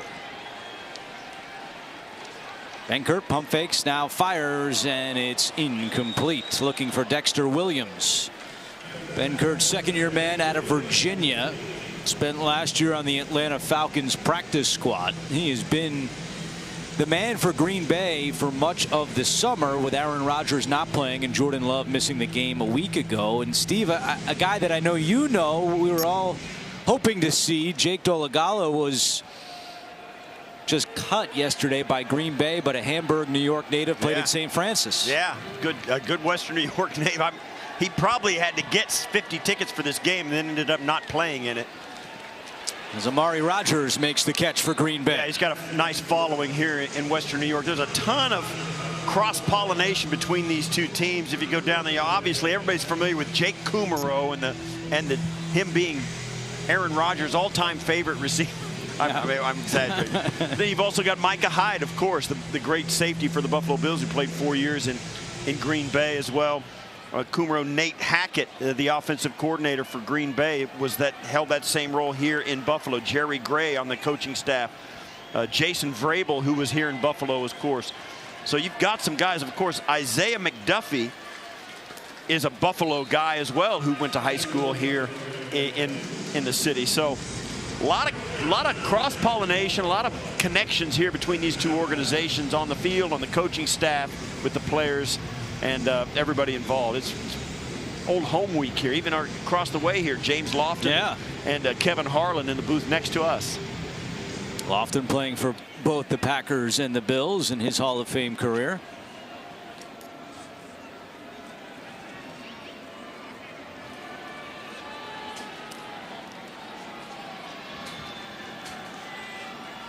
Second down and 6.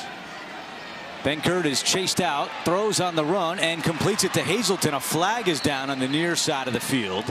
And we'll see what the penalty marker is. It's a late flag at the line of scrimmage away from the play.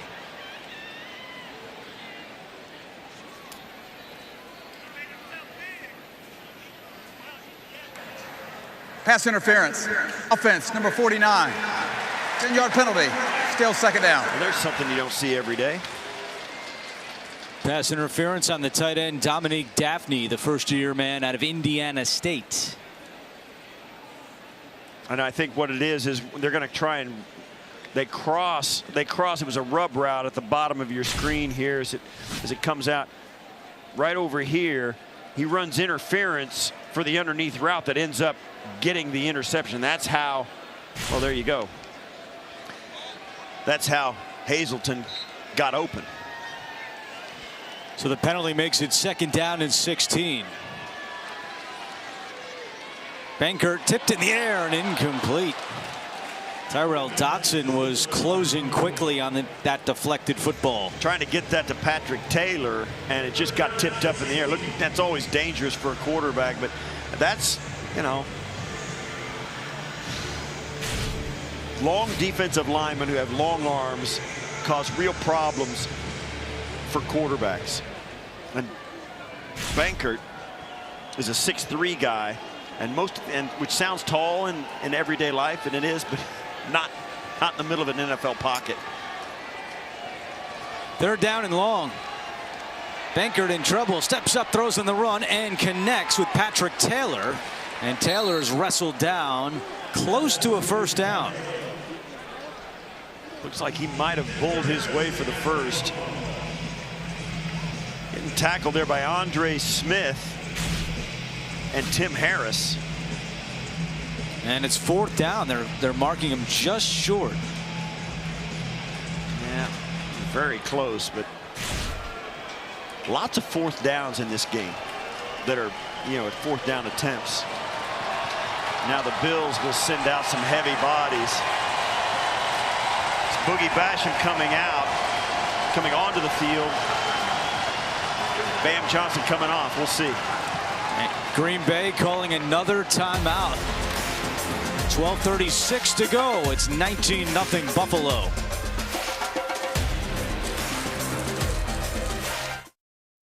As the Bills lead it 19-0. And the Packers are going to go for it on a 4th and inches from the Buffalo 16-yard line.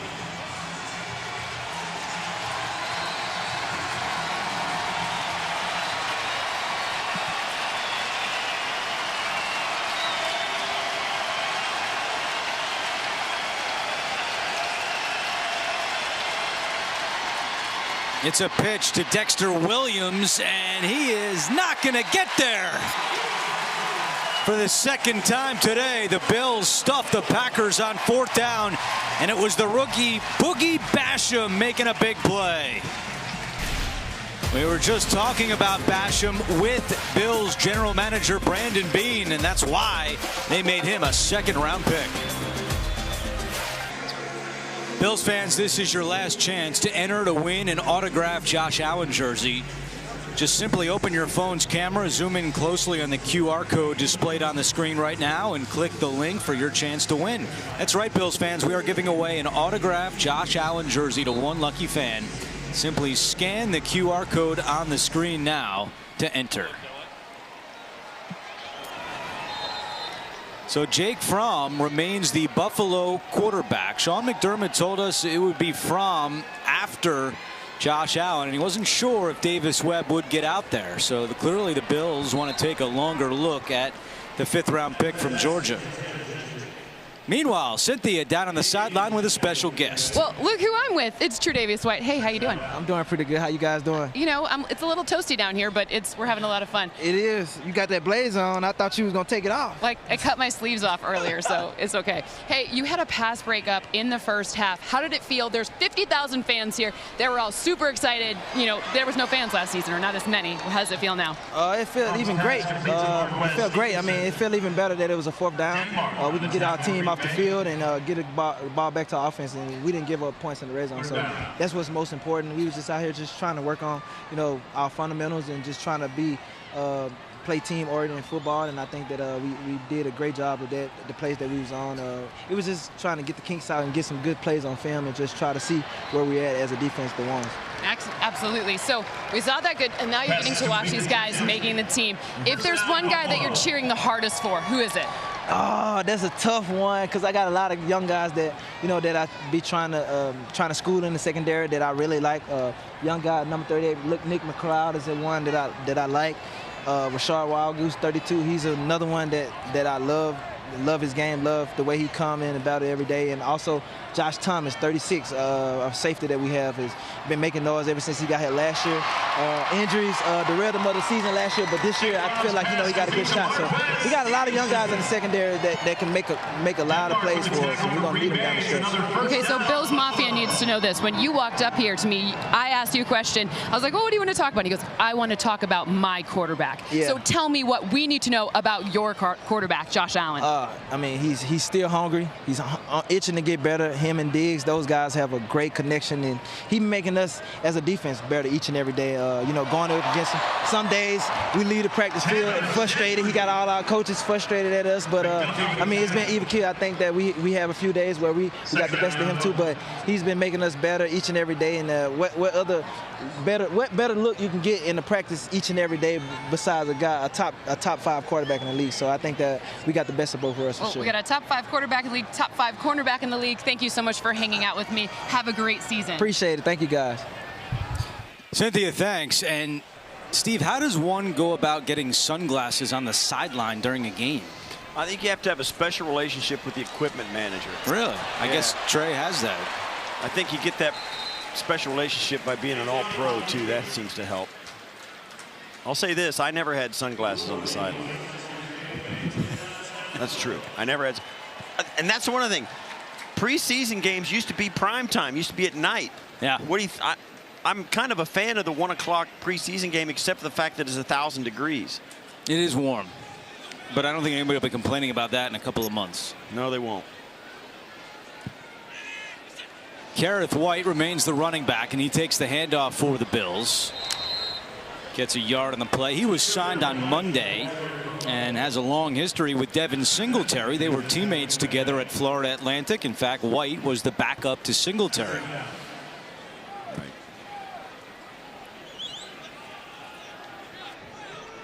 Going a little no huddle.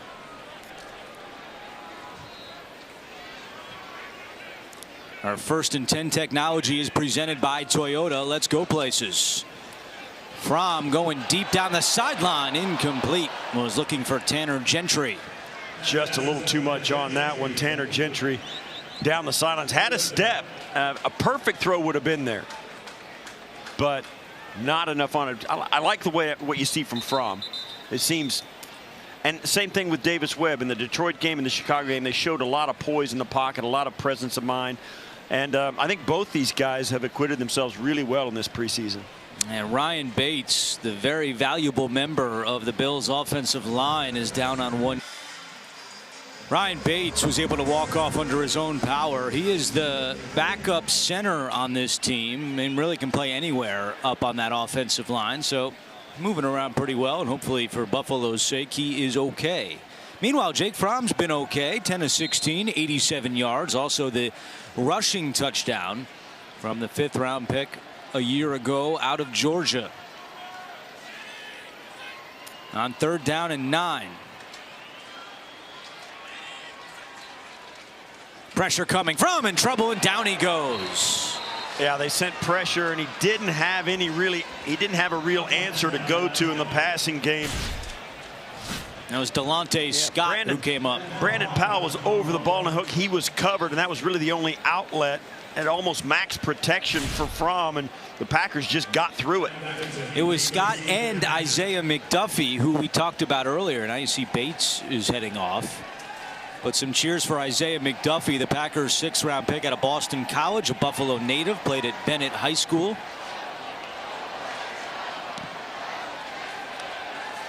Now Matt Hawk trying to pin the Packers deep. A fair catch called for at the 14-yard line. Well, we talked about it with Brandon Beane a little bit, but it is interesting to see what the Bills decide to do behind Josh Allen and Mitchell Trubisky.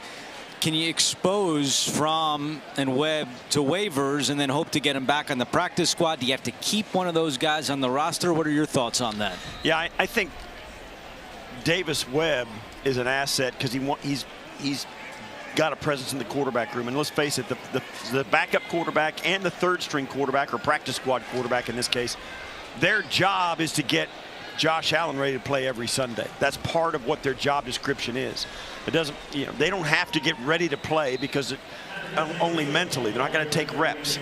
So the chemistry in the quarterback room is about getting your #1 guy ready to play every week. If Davis Webb is better at that than Jake Fromm, or if they're both, if they can both be an asset, you have to get that right. And that's what Trubisky's here for. Trubisky's going to be a voice for Josh Allen, a force for his preparedness. So that's what that room's about. So the best combination to get that done is who makes the team and in what capacity.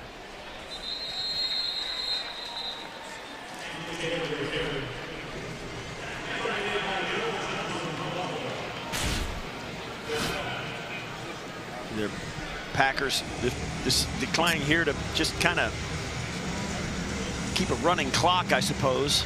And Darryl Johnson making another tackle. He's another tough call for Buffalo. We spoke about it. Such a big impact on special teams, but competes at the defensive end position where the Bills are really loaded with talent. So, and he's not a bad defensive end either. He can play the down and distance as well.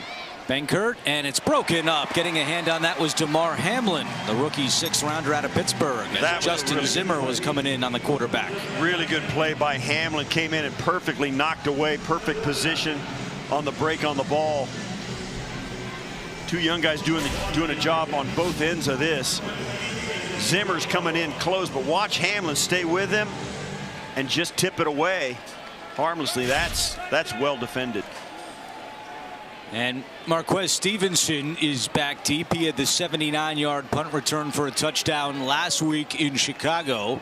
Injured his foot on the play, and he was a bit of a question mark leading into this game, but he was able to go. He's another interesting case for Brandon Beane and the Bills. As he comes up to the 39-yard line on the return, and he's tackled at the 45. 42-yard punt, a return of 4. 6:31 to go. Bills lead 19-0.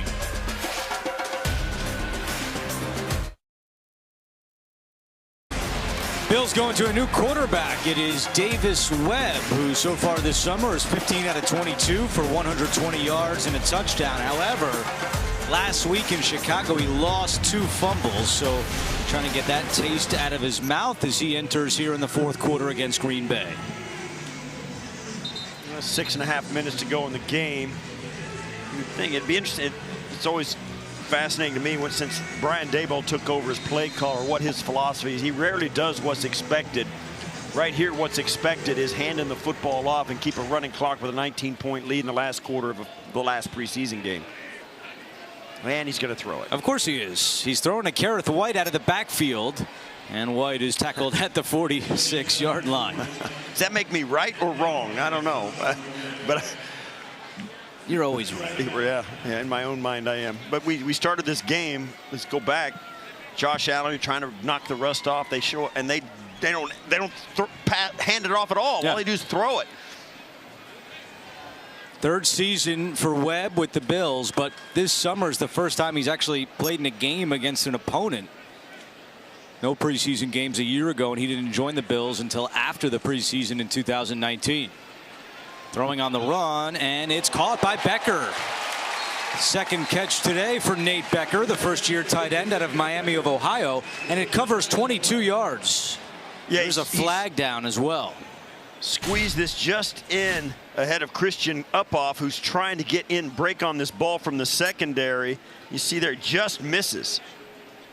Uphoff coming all the way over from the center field. That penalty is declined. The result of the play is the first down. All the Bills were walking back to the original line of scrimmage because they thought the penalty was against them, and then they had to go back to where it was because it was against Green Bay. It's a good throw by Webb, just squeezing it in, and Becker, concentration was great. We mentioned this comment a couple of weeks ago, but when we met before the preseason with Brandon Beane, he said, I can't think of a practice squad player who has had a bigger impact on winning in my career than Davis Webb. And that touches on what you were saying about the quarterback room, as he's able to pick up that low snap, but then it's dropped by Becker. Yeah, on that, Webb kind of hurried that throw a little bit after he kind of panicked after he dropped the snap. Time for our spotlight of the game, presented by Wegmans Meals to Go. Delicious meals delivered. Download the app today. Here's Cynthia. Today's spotlight is on Gabriel Davis, who went 5 for 5 for 75 yards. By the way, one of those came in a 31-yarder. His touchdown was really fun to watch. I got to see it live in person, really close. A very hard thrown ball, caught really, really spectacularly. By the way, if you're looking for a fantasy sleeper, circle him and steal him from your friends, because I think you can probably get him in a round, and he's going to surpass expectations. That's an interesting point, Cynthia, because when you look at these Bills receivers, you've got Sanders, Beasley, and Diggs. So how much room is there going to be for Davis? But you still think he could be a sleeper? Absolutely. This guy, he catches touchdowns. You know, you score points in fantasy, the end zone. That's where he's going to look. It's right. She's right. And he was one of those guys where when you get into a team that's even with a good defense, it's rare that a team goes 4 deep at corner. So if they play man, Gabe Davis is a much better player than a 4th string guy who's the 4th wide receiver, and he wins those matchups. Webb taking a shot for the end zone, incomplete. Looking for one of the newest Bills, Steven Sims, who was signed on Wednesday. Well, last year, Gabriel Davis with 7 touchdowns. That was tied for 2nd among rookies and the 3rd most by a rookie in franchise history. Some really good company on that list for Gabriel Davis. He had it in the pool last year. I've said it a couple of times. Gabe Davis caught the very first pass of the 2020 regular season last year as a rookie right out of the gate, and of course it turned out to be a 13-win season, and he got it started. I just say that. 4th down and 8, and Sean McDermott will go for it. Webb looking deep for Sims again, but nobody home. See, quarterbacks, they try and throw that so that it won't get intercepted, and you've got to put a little more air on it, give the receiver a chance to run it down rather than try and put it right on his fingers. It's just a hard throw, even if the guy's open. If you're going to try and hit him in stride, that's great, but you need to throw it out there at a spot where he can go get it. And on that, both throws there, Webb just put too much on those throws for the receiver to adjust and make the catch. Going back to Davis, the first jersey he ever owned was Aaron Rodgers. And you wonder if after the game Davis will go try to chat with the guy that he grew up admiring. Of course, there is a Steve Tasker jersey in the stands today that I noticed. Is that your brother or cousin that's here today? I was an in-law. They feel like they have to right now. Nah, we're joking with the Wall of Famer. Oh, there we go. How about it? Those are hard to get. Let me just say that. You don't find those stacked up at Walmart. I tell you that, right? I mean, you got to call somebody to have one made. We love you. That's Patrick Taylor up the middle, and Zimmer is able to cut him down. Yeah, well, as we move closer to the end of the preseason here, Steve, let's get some thoughts on your expectations for the regular season for Buffalo. We know certainly all the continuity they bring back, and coming off a year where they went to the championship game, what's the ceiling this year? Oh, I think their floor is 11 wins. I think it's going to be more than that. I think it's more 12, maybe even 13 once again, like it was a year ago. I think this is a team that is going to win a lot of football games. A lot of football games are going to be very difficult to beat. I think there's certain teams on the schedule that will give them problems. New England is going to be a very good football team this year. Kansas City, yes, as well. Tampa Bay, the world champions, of course. But there are some other teams that I think the Bills might look sideways at and want a little bit of revenge. The New Orleans Saints might be one on Thanksgiving. The New Orleans Saints came in as Sean McDermott's early years here in Buffalo and embarrassed the team in their own home field. I think a coaching staff remembers that. I think there's another one, Tennessee Titans, in the COVID game a year ago, one of the two in a row that Buffalo dropped there in the second month of the season. I think the Bills will remember that game as well. So there's a lot of emotion that goes into these games, and for fans, it's just, is it a great road trip? Let's go, right? Of course. But for the players and the coaches, I think they look at them each one at a time, and each of them has their own, their own baggage that goes with it. But this is a club that is a double-digit win team, no question about it. And I think their ceiling is as high as 15 in a 17-game schedule. They are really going to be tough if they're healthy. That's always the key as we've hit the 2-minute warning here in Orchard Park. Bills looking for the shutout. They lead at 19-0. Welcome to your new emergency department. The first impression for most patients is going to be just a big wow. It's minutes to go here in the preseason, and for an injury update, let's go down to Cynthia. 3 notes for you here. Defensive tackle Brandon Bryant is officially out with a concussion. Offensive lineman Ryan Bates has a hand injury, and I just saw Marquez Stevenson, Speedy, go into the locker room to be evaluated for a head injury. All right, Cynthia, thank you very much. As Benkert lets it go deep, and it's incomplete, and we want to say kudos to Cynthia, her first year with us on the preseason broadcast. And undefeated. She knocked it out of the park. Yeah, undefeated. How about that? 3-0. Undefeated when I'm here. I mean, I don't think I should leave. That's right. Set up shop. It's been really, really huge blast. I really appreciate it. This has been a fun team to work for from top to bottom, literally owners down to people who, are running around with cables are the nicest people and treated all the same. So it's been a really special opportunity. Thank you for having me. Well, you brought some good stuff to the broadcaster. Appreciate you, Cynthia. Have a great season yourself. You're going to be out and about in the national spotlight, so it's going to be great to watch you from now on. Hey, I appreciate it. Family, yeah. Listen, I've got a lot of Bills gear now, so I mean, I'm in. I'm all in this Mafia gear. Got to get a Justin Zimmer jersey. This guy continues to impress. A sack here. Yeah, he's put some pressure on earlier, and then he splits a double team between a chip block and from the running back and the tackle. Justin Zimmer getting in on the quarterback. If you just keep playing, sometimes you get some things that happen. That's what happened when, his signature play, the Cam Newton play last year, a play he says he doesn't want that to define his career. And certainly plays that he makes are all about effort and, just sticking to it.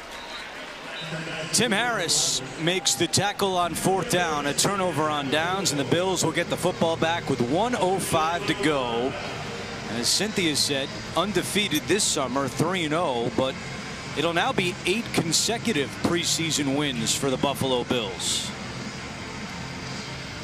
Now, Sean McDermott came to Buffalo, first-time head coach, self-proclaimed knowing he had a lot to learn and had to grow. And, it took him a couple of years to get his staff honed in. Heath Farwell came in, and self-admitted Heath Farwell, the special teams coordinator, said, I had some work I had to do on me, and he got better. Sean McDermott was patient with him, and last year they came back and had a huge year on special teams. And Sean McDermott is he preaches it to his players, and they see him live it. He is a much better head coach now than he was 3 or 4 years ago, or perhaps even 2 years ago.